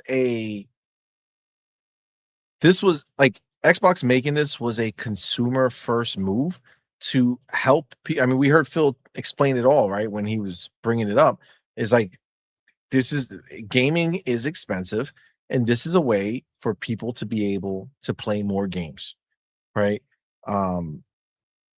And frankly, like, how can they consider raising it up when there's nothing there? Do you not see like the list of games when they announce it, how much of a nothing burger it is? Like, they never have good games. They're normally really old games. They rarely ever have anything brand new. I just don't get it. You know what I'm saying? I don't get it. I don't see how that makes sense to do. Like, I just don't understand it. But like you said, right? It's the consumers over there on PlayStation Land, and they said that 40% of the people are paying for the higher tier. When, I mean, I guess they gatekeep their cloud, right? So any cloud access, if you own the what's that thing? The little portal. handheld, the portal. If you want to use the cloud aspect of it, you have to be subscribed to the higher tier. They don't have cloud on the lower tier. And then that's where your backwards compatibility is, right? That's the highest tier, right? That's There's the middle only in tier. the highest tier. Yeah. Premium versus extra, I think, is the other one. Yeah. Well, I mean, look, at the end of the day, they need to, vote with their wallets. If they feel like them going up in price is not good, don't do it. Now, we haven't seen them do that, right? We just heard that they've had record highs, and they did go up drastically. If you remember, like, PlayStation Plus prices have gone way up compared to where they were. They had a huge increase. And listen, c'est la vie. If they go ahead and they upgrade that price again and raise it up and people stay, then maybe they see something that we don't know. But like our good friend Force One says, pay has no limits. That's right. Oh man. Oh, that's wild, man. But yes, it's crazy, but It is what it is, man. It is what it is. All right, and then I did want to bring this up over here. Let me take my chapter. This one is really interesting to me, and I'm very excited about it.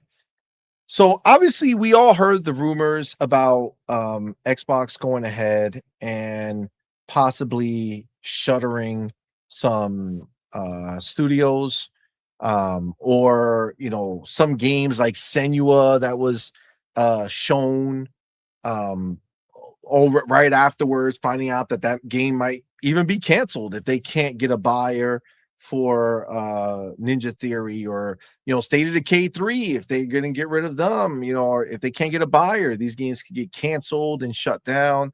But there has been some movement there where Jez has heard some stuff that, listen, everything is rumors, none of it is factual, we don't know anything about anything, but based off what Jez has heard, this, if it's true, this is amazing news, and this is something I 100% hope that is in fact true, if this is going to turn out to be a thing. So let's hear it from Jez himself, and we'll talk about what he's saying.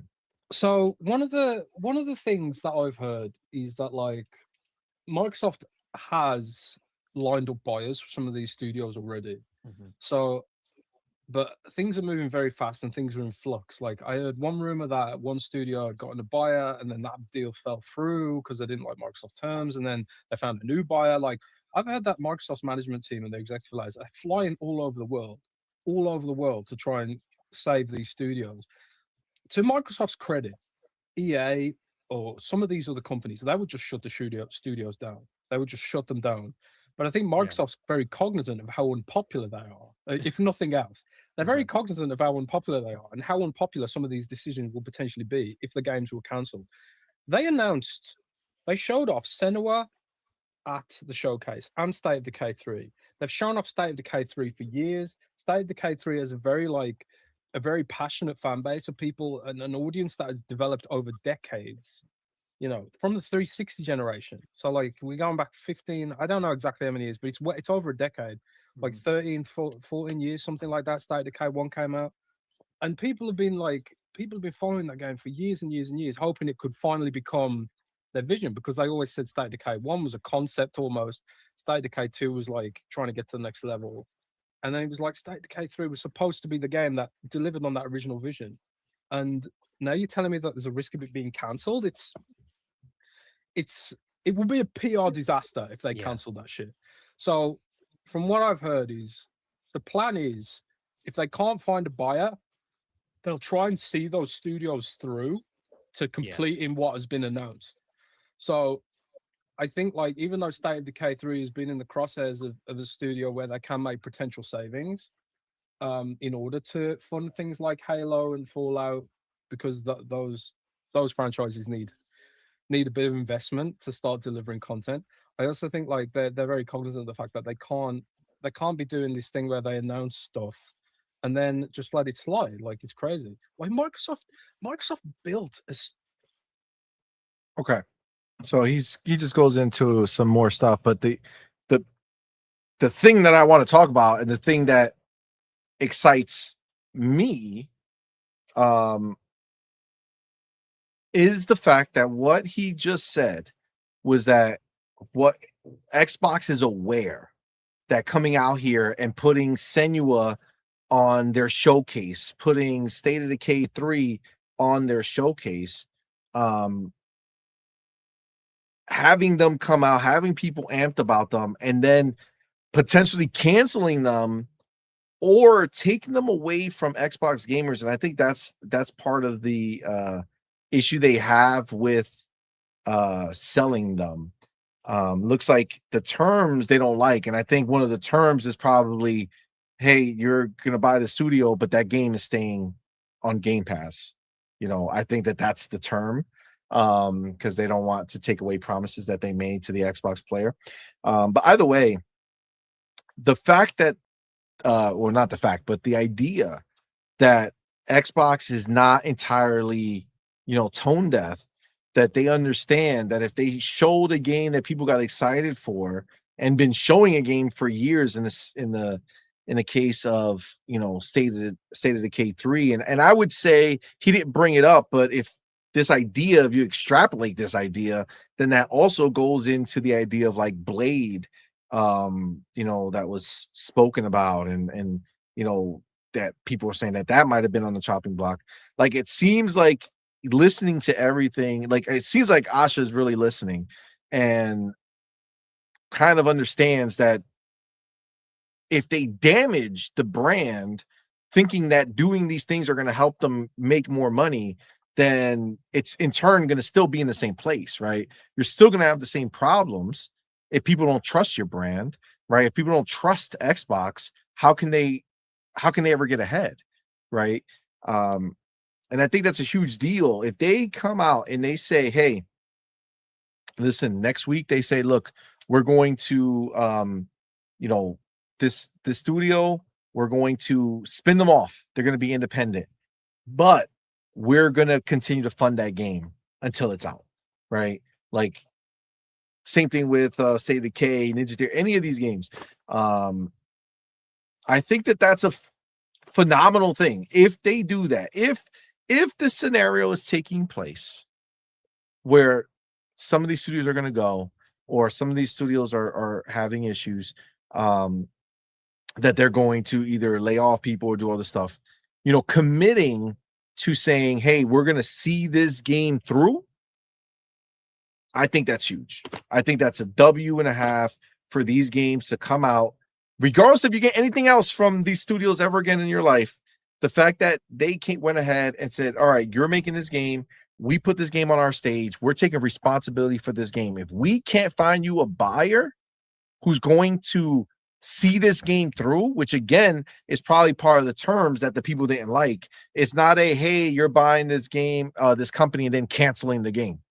You're going to buy the company knowing this game is already in production, that it's more than likely already come out, that we've already invested in it, that we already promised it to our, subscribers on Game Pass. You're going to buy it, you're going to finish it correctly, and this game's going to go into Game Pass. Like, I feel like that's the entirety of the conversation that is happening with these buyers, that some of them are iffy about. But even if they can't find a buyer to see that through, for them to say, we're going to take that on ourselves, would be glorious. Like, that would be the best possible outcome for these teams and this game, to be a developer who spent years working on something and to not have it just disappear from you. You could actually see it through. And yes, during that time, you're getting your resume ready. During that time, you're out looking for another job, so that once the game is done, you're good. And it helps give them that runway, right? Now all of a sudden they know, like, look, this is gonna be your last game for this studio. This is the last game the studio is gonna make, and then go find another job. But this game will come out. This will be the last thing you guys do together. I mean, I think that's dope. It'll also make people want to work 110% more as far as quality, because they want this game to be a badge of honor on their resume, and not something that was like, oh, you guys checked out and you released a game that's subpar. What do you think about it, Hargy? I mean, I see that as a huge W if they do this. Yeah, I'm hoping they are looking at it that way. I also think, like, I'm not sure where Double Fine is in their, like, completing their next big game. I don't know if it's the multiple years. Well, yeah, I don't know what it is. It might be a Brutal Legends type game, but whatever it is, right? But I don't know how far out they are. But keep that in mind. Is like the same thing. Like, going after Tim Schafer is probably not a great idea. It's going to look really, really bad. So if it's any possibility, you know what I'm saying? Now, a lot of this we understand. I don't know if you watched the thing that was it Laura Fry? Is that her name? Is the ex? I didn't watch it. I saw her. She had like a thing. I saved it over here. I didn't watch it though, yeah, so. it was pretty good, because it kind of gave you an idea of the mindset, and we knew this, right? That the mindset of Phil in buying these studios was, I need content to keep people subscribed to Game Pass. Don't care how well it sells. I just need content, because you just need to be able to say, no, I have games. See, I keep putting games in, right? And what they wanted for metrics was be in that conversation when it comes to, like, Game of the Year, right? And that's what they were looking for.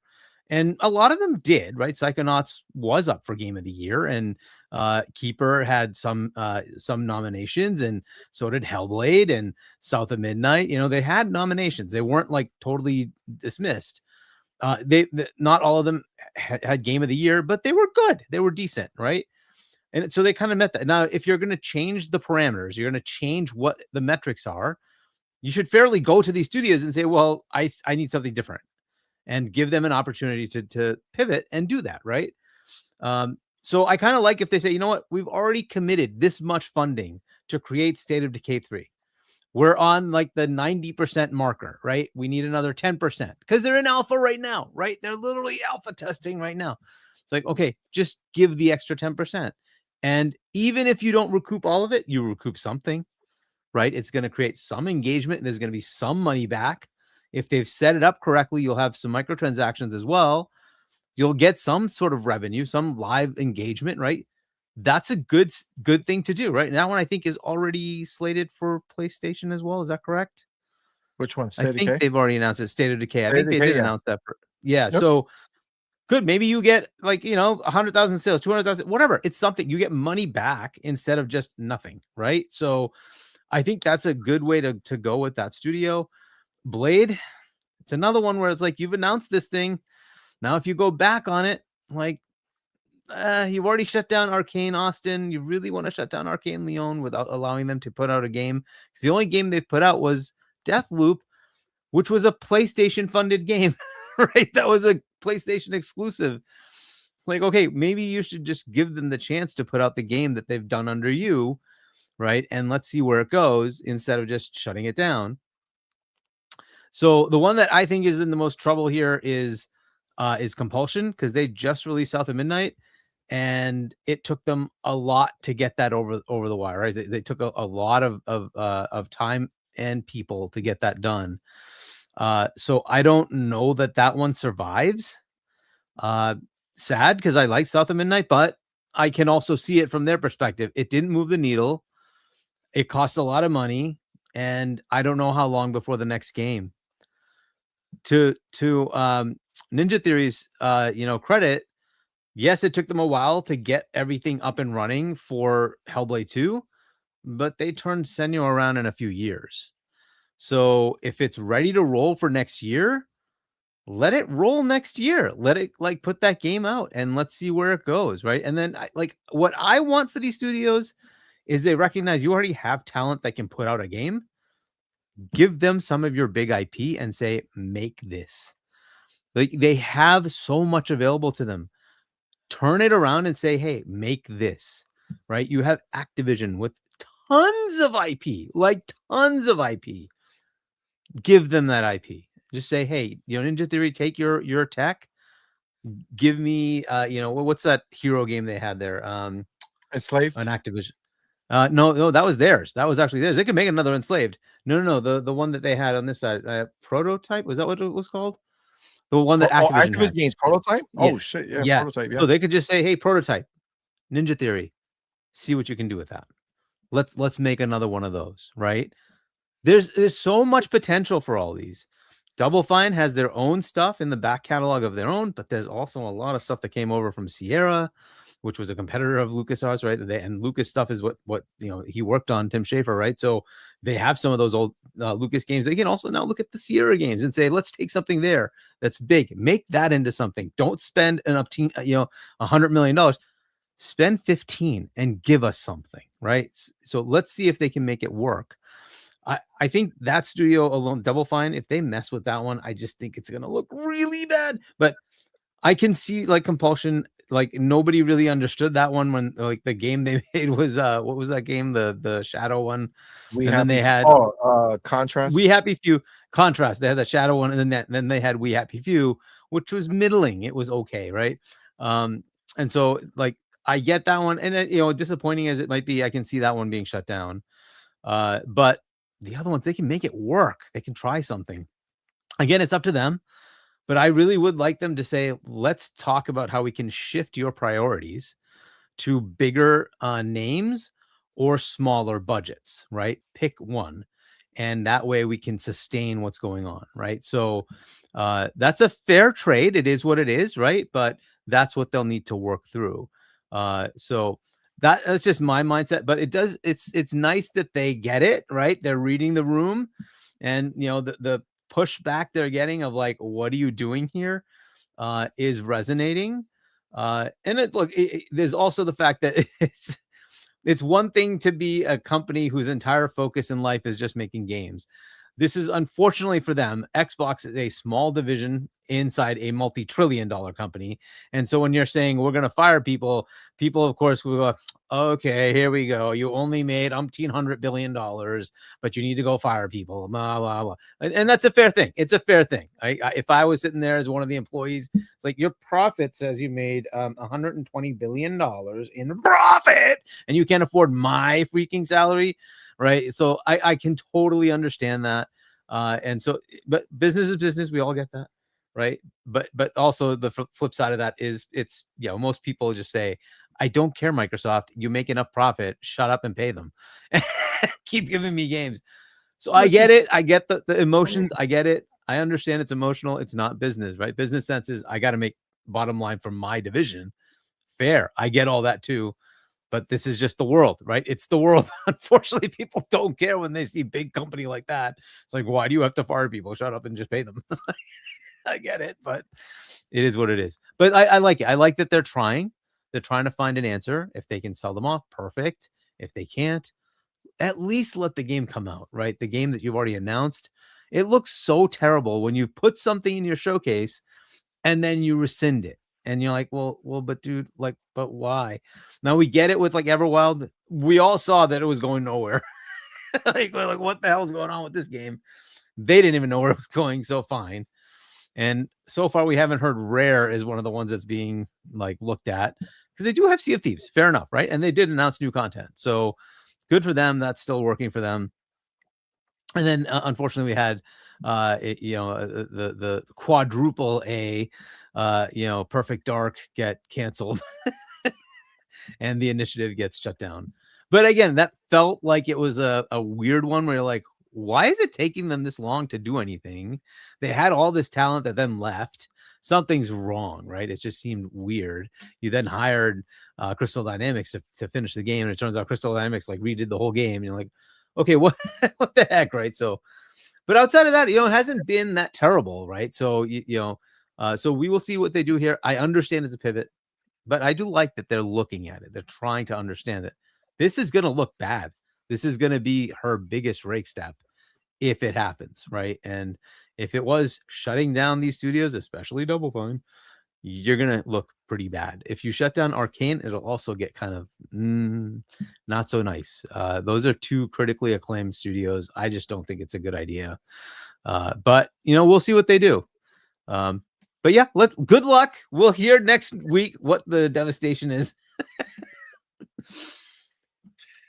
I mean, look, I agree with everything that you said. I mean, it all makes sense. I think sadly you're right about Compulsion. They're the least, I would say, beloved, of the studios, right? They don't really have, they've been around a long time, but they haven't done anything of real consequence the entire time. I think We Happy Few would have been their moment, but we found out that was not even the idea of that game, that the game grew because of the trailer and people's expectations that, they made a great trailer, and that trailer kind of set them up for people expecting this BioShock level of game that they just weren't making in any way, shape, or form. And they had to really, twist and turn to make it happen. But again, remember, they fit perfectly in Phil's Xbox. South of Midnight was amazing. South of Midnight is exactly the type of game that I want as a Game Pass subscriber. I want new, interesting, well-made games that are not the run-of-the-mill same crap over and over again. That's what I want in my Game Pass. But it's obviously that's all going to change. But they did fit. So they made sense. I don't I don't see how they make sense in this Xbox and, you know, in Asha's Xbox. And the thing is that they're talented. Like, let's get this straight. Like, they could tell a great story. They could do great. Like, the voice acting was amazing. Like, they were able to direct, you know, voice actors to do an amazing job. The graphics were amazing. Gameplay was really good. Obviously, that's where a lot of people were torn. Some people didn't like it. Some people did. I loved it. So they're amazing. Now, the only thing that I can see them do is if they're not getting shut down.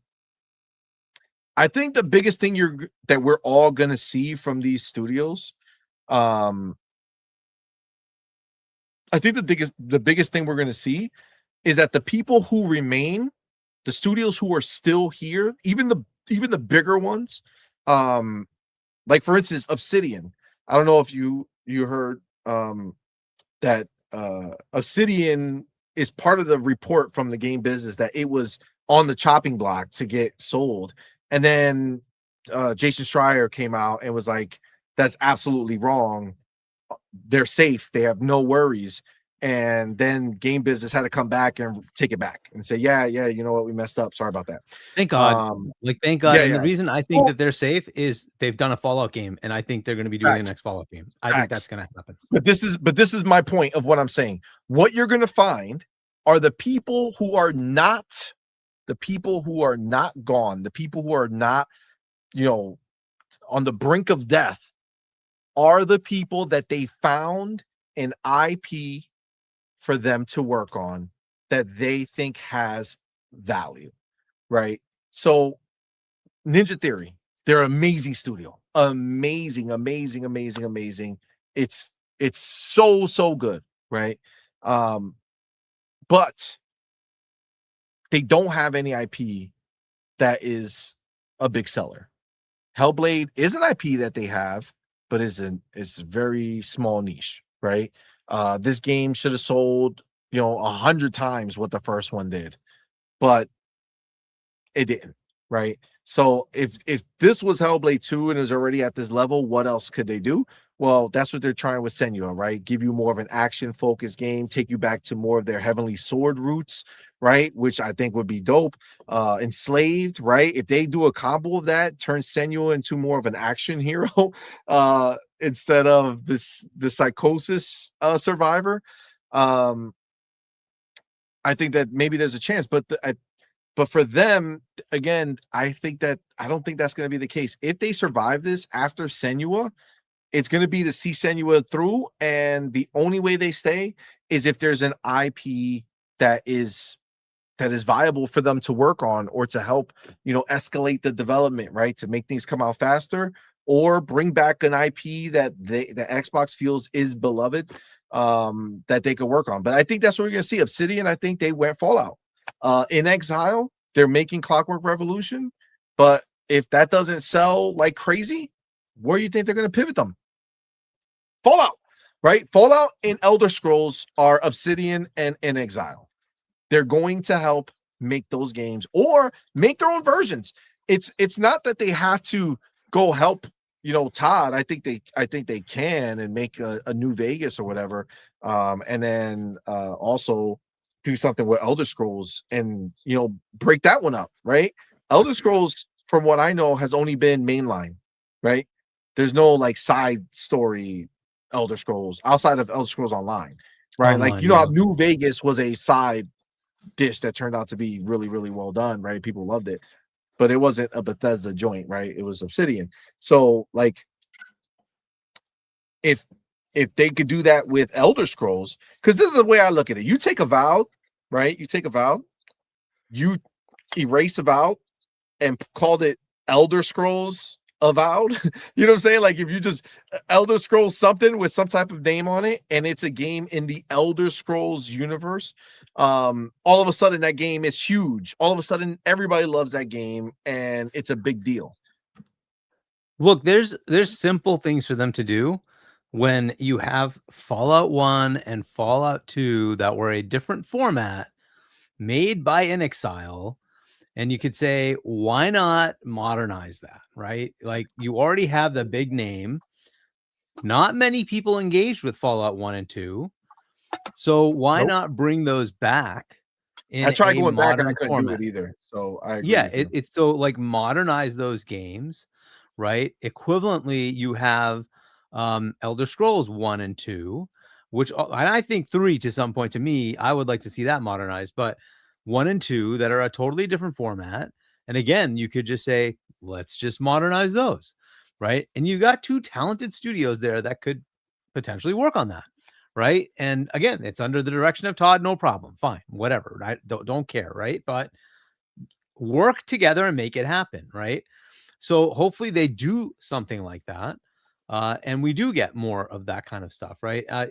There's such a good back catalog right there, and that's, you said, well, what's after? You know that's going to take years upon years for each one of those, right?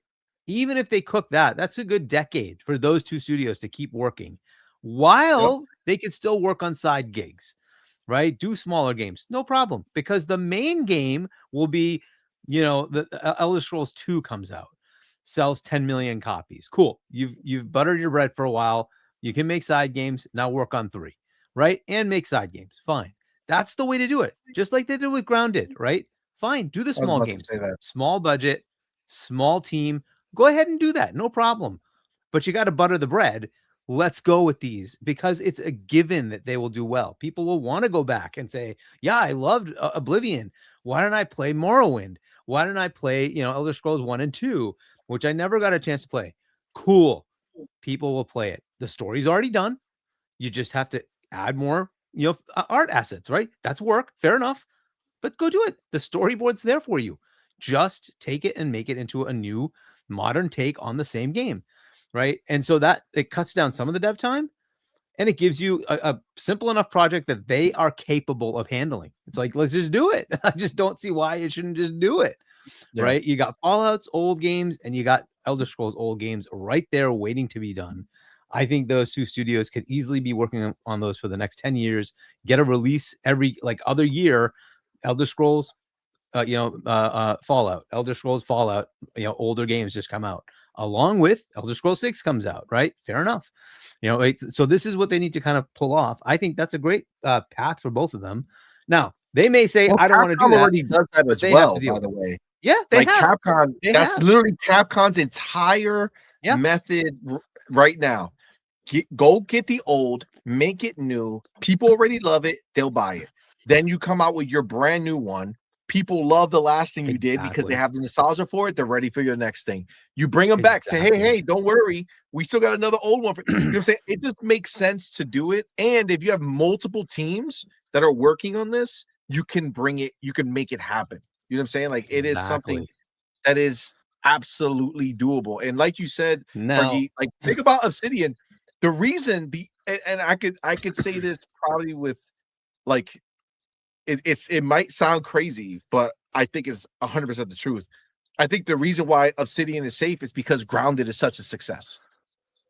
Grounded is their butter. The fact that they could make Fallout, yes, is the other reason. I think, but that's as far as like an entity, but they still need to bring in money, and Grounded is that thing for them. So little people worked on it, and it brings in so much. So there's something of value that they make that the world has accepted as an IP that has value.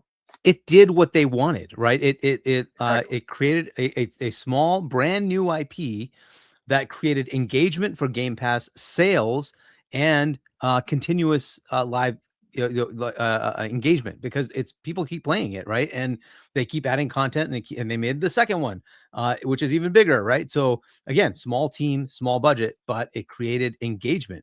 People liked it. They bought it. A lot of people just bought it because they're like, oh, my friend's playing it over there and it's cross play. Like, let's do it. Right. And a great game. That's the kind of thing they wanted, was engagement. People need to stay engaged with Game Pass. Cool. This is something that will do that and will create sales. Awesome. All around the best thing. Let's hope that happens with State of Decay, right? That you get a lot of engagement with it because, hey, it's in Game Pass. But also people want to buy it because they want to play it on Steam or they want to play it on PlayStation. That'd be awesome. Let's see what happens, right? Let's see how that goes. Hellblade didn't work out that way, right? So sadly, Sadly, that didn't happen. And South of Midnight also sadly didn't. I think South of Midnight was ridiculously underwhelming from a sales perspective. People should definitely have played that. I unfortunately, I think it got the, hey, it's a black female protagonist stupidity and just got pushed aside when it, like, if you play the game for what it is, it's a great story. It's critically pretty good. And then, financially absolutely sucked. But it's sad. And because Expedition came out the same year, it couldn't win the music category, but it also had a fantastic soundtrack, which also kind of got overlooked. But and to be fair, Expedition had a fantastic soundtrack too. I'm not going to say that was not good. That was really, really good as well. So, but that is the way it is, right? So it is too much. Unfortunately, it wouldn't get any recognition, but that it kind of sucks. But I think that one, yeah, they're gonna go. Unfortunately, I think they're gonna get shut down. It's just, I feel like that one's the easy one out. Nobody is gonna like cry that it's that one. But if they did it to Arcane or to Double Fine, I think they will get pushback. There will be a lot Double of pushback. Fine is just too beloved as an entity to have that happen. Arcane, I think they suffer from the same thing Obsidian suffers from, which is tons of talent, tons of IP that are beloved, tons of IP that don't sell. Exactly. Dishonored Critically didn't highly sell. praised. Yep. But not big sellers. It's unfortunate, but yes, not big sellers. And I hope they can pull that off, like change that, turn it around. Yeah, I mean, So that's one going of to the be the other thing. ones I That's wanted why to Blade mention- would be help. Go ahead. Well, Blade, I don't know how that's going to do. We will find out. Blade is a tough one because remember, it turns out good. If it's a good game, it still needs to sell a lot because they have to send a lot of money to Disney, right? But putting that aside, one of the other ones that people will not like me for is I think Halo Studios is a fucking shit show. And I think they need to either be totally scaled down and have other people like, say, id or Machine Games take a stab at making the next Halo, because they can't seem to get anything straight. I don't know why, but after I saw what they did with Indy, which was fucking awesome, that was a fantastic game. If they could do that with Indy, I want to see what they do with Halo, because I'm kind of sick of what Halo Studios or 343 has done to that franchise. Now, some of the games are good, but they're never fully there. I just want a perfect execution. And no, we'll see what campaign involved. It's just really rehashing the original campaign, right? Fine. And they didn't even do it. And they didn't even do it, right? They outsourced that. Like, what are you doing, right? And so if they're not seeing enough with that, and I think there was something from, I might have been Jez or somebody else that said, hey, they are refocusing on Halo. So don't think of Halo Studios as going away, but they're going to invest correctly into Halo to make sure it's what it should be. So fucking hallelujah. Why is Halo not the thing? Like Halo in the beginning of Xbox through the 360, Halo was such a magnificent freaking IP. Magnificent.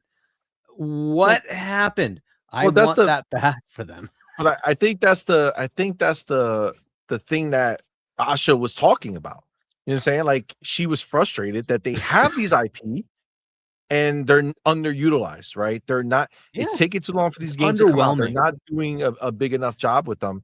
And I think that you have to pump in the money. And I see what they're saying. They're saying, hey, we can't keep investing. No matter what, it's not Microsoft. As much as we want to believe it, and Microsoft is there when they need to come in with the big they bang. have, to be fair, and they have come in. But like in general, Xbox is still its own business that has to provide for itself. Microsoft is not trying to make it a dependent. It wants to make it strictly something that's bringing back money, not something that they have to invest in so much, right? So at the end of the day, when Xbox is looking at their dollars, what they have available to use for their business, they have to decide, do I keep spending money on things that may not bring us returns? And sure, it gives us the emotional win for a subset of gamers, but this is not universal. You know what I'm saying? It's not like all of the Xbox fans love these games and they're just not buying them, but they're playing them through Game Pass or whatever.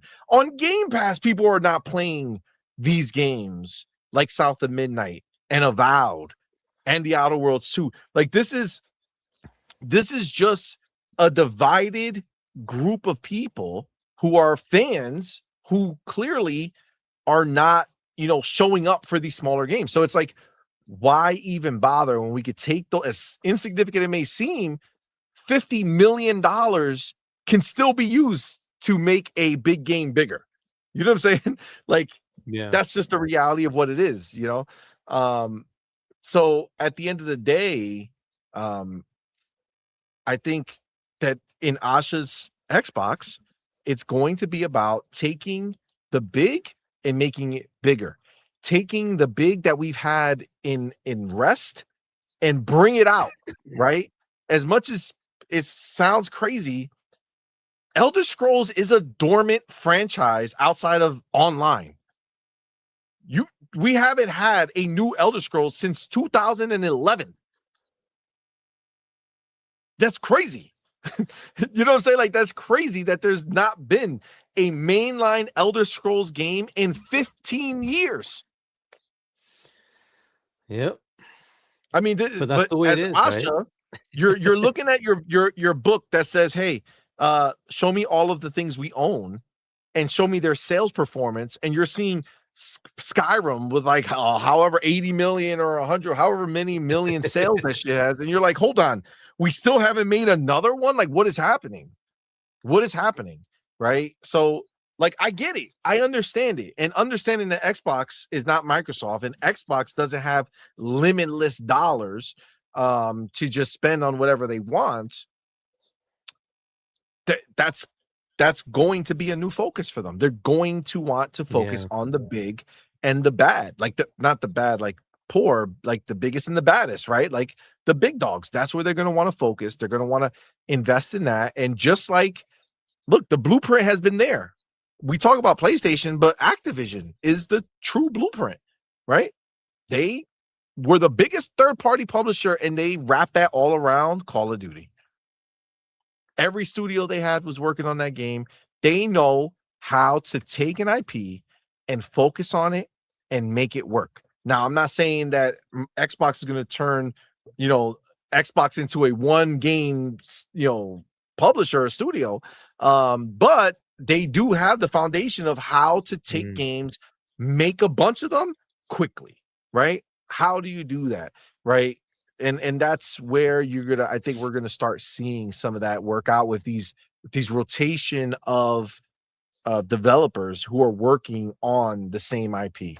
You take Obsidian, you take In Exile. As soon as In Exile is done with Clockwork, you have them go work on a Elder Scrolls or Fallout thing. Done.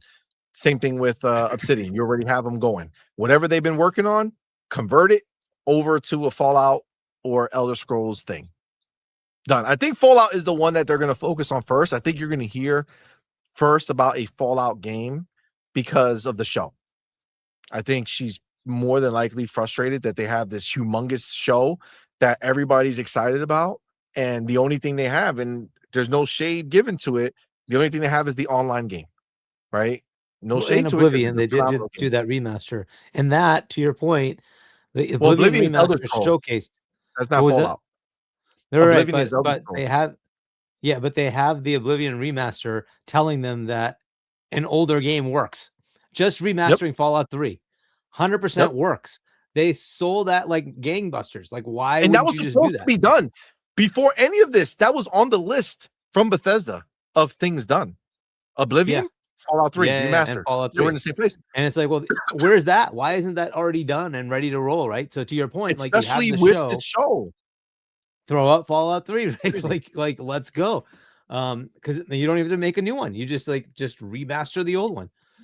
So it's easy money, and I don't know why they haven't really like pushed that out, but apparently it's now in the works. But I mean, that should have been in the works when they greenlit the television show, right? That should have just been there.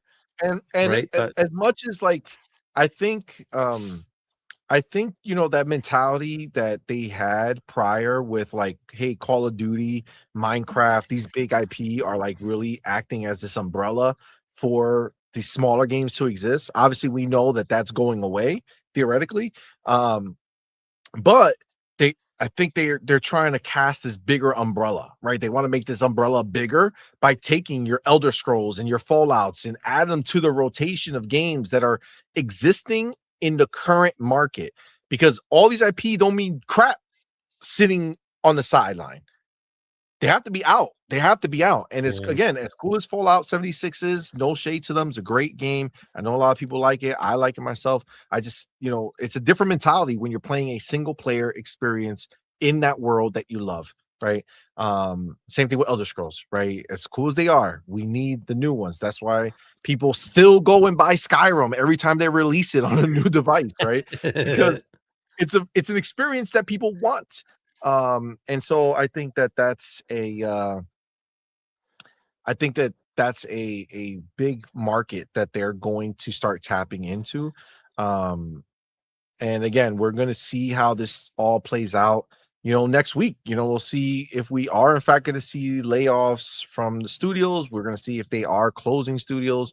We're going to see what they're going to do. I don't know how much they're going to announce. I don't know if they're going to be like, hey, this place is safe. You know what I'm saying? I think they're just going to, you'll just see the bad things, not the good things. And then you'll rely on reports from, people like Jez and people like Tom Warren, who will go and, talk to the other people in behind the scenes. But ultimately, we're going to see how that all shakes out.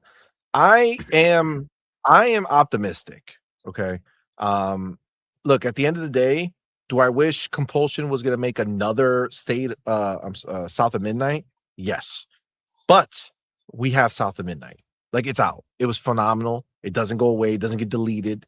We don't know what they would work on next. We don't know what scenario it would be if they do exist. We don't know. We don't know any of this stuff. So I'm glad that we have what came out, but I'm intrigued. I'm intrigued to see Asha and the team chasing this bigger and better scenario, right? I do think that we did have that mentality back in the Halo, Gears, and Forza stage of life, right? Back when it was just the games on repeat, right? That's what it was. We always, every 3 years, you had played a new Halo, next year a new Gears, next year a new Forza, right? It was just rinse and repeat. And you know what? They kept getting better and bigger and better and bigger, and there were monumental moments every time a new one came out.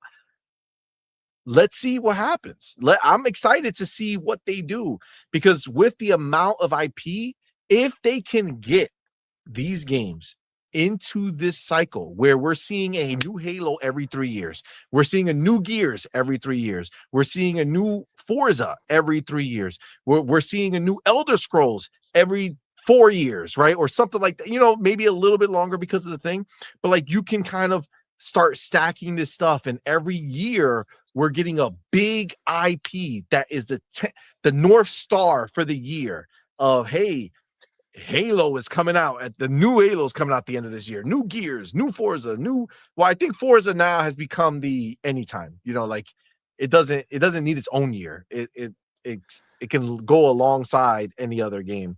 But Elder Scrolls, right? All of these different franchises can now go ahead and be there. And I think at the end of the day, you don't need to make the next Halo 7 or Halo 8 or Halo 9 in that time frame. You could have Halo 7 come out, right, as the next big one next year, right, which I'm anticipating.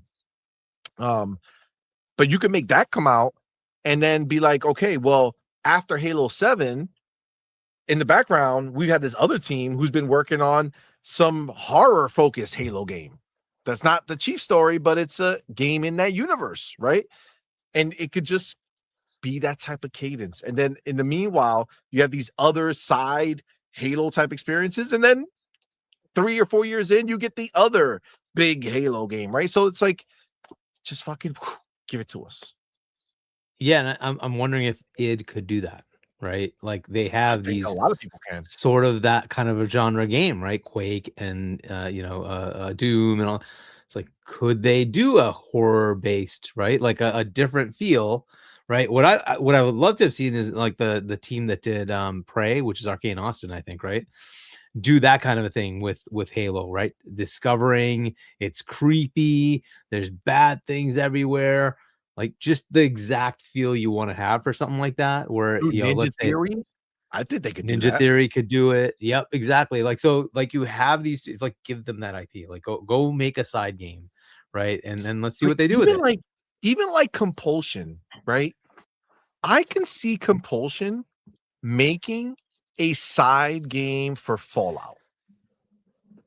I feel like you can give Compulsion a weird Fallout experience, and because it's the Fallout IP, it'll work. You give something high quality. I think you can do that, man. I think you can do that. I think this is all very viable stuff that can take place. And Mick Kumar says they can outsource to other third-party studios like they did during the 360 gen. They had Assembly working on Creative Assembly working on Halo Wars, Certain Affinity working on some Halo multiplayer title, which they're still doing. That's still the thing that's happening. Certain Affinity is still working on their Halo experience or their game. But yeah, I mean, dude, at this point, like all the possibilities are there. It just depends on what she means by it. You know what I'm saying? Like how she sees it playing out.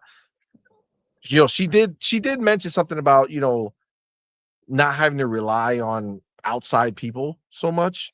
So I don't know if that was just hardware or is that also when it comes to games, do they want their own engines instead of paying Epic for Unreal?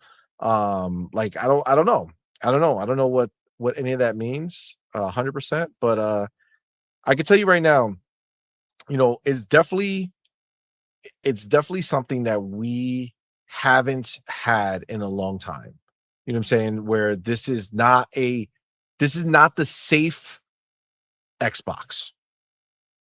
Like they're not play it by the book Xbox. This is they're doing other things, and we are going to actually jump into that topic. But that topic, my friends, is going to be for members only. This is where we're going to stop this portion of the show. We already been going long. Did you go through all the supers? I don't know if we got all of the ones that came in recently or not. Oh, I didn't even, I gotta tell you, I didn't even see. We do have the homie Maurice Branson building member for 27 months. Shout out to Maurice Branson. That's 2 years and 3 months. That's awesome, my dude. Thank you so much, my brother. Appreciate your support. My dude says, "What up? Showing my support as I'm still at work." Hey, thank you, my dude. I appreciate you. Thank you for coming through and stopping by and say hi, man. Thank you, my brother. And then we do have the homie, It's Me, Broke Boy, with that $2 super chat says, PlayStation Direct site is limiting disk drives to 1 per order. Yeah, I mean, we already know where that road is heading. You know what I'm saying? So it's not looking good for them. It's not looking good for them at all. All right, guys, listen. Again, if you're a member, please just sit tight. We're going to swap everything over. Non-members, thank you so much, man. It's been a long show, 3 hours and 47 minutes. We got to rock out all together, man. Thank you for being here. We appreciate the support. Thank you all so very, very much, man. So yes, I will swap over, guys. If you have super chatted or done, gifted memberships, thank you so much.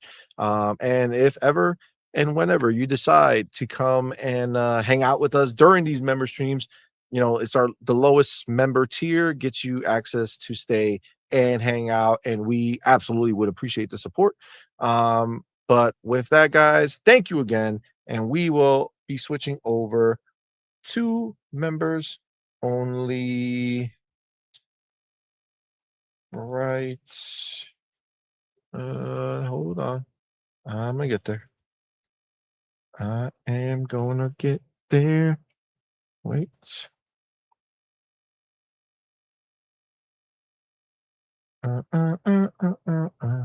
Dude, where's this button? Is it hiding from me? Oh, right here. My bad. Okay. Guys, thank you again. Appreciate y'all. And we'll catch you next one. Remember, we'll be back, what's today? Friday? Oh, I might be doing a Sunday morning. We doing it live. So because I couldn't do it. Doodle was not feeling good, so I didn't want to leave her. But we should be doing one Sunday morning, maybe. Hopefully, we'll see. And if not, we'll be back Tuesday night. All right, guys. Thank you again. Appreciate y'all. Members, stay Happy right 4th there. for the non-members. Oh yes, happy 4th, man. Appreciate you guys. Thank you.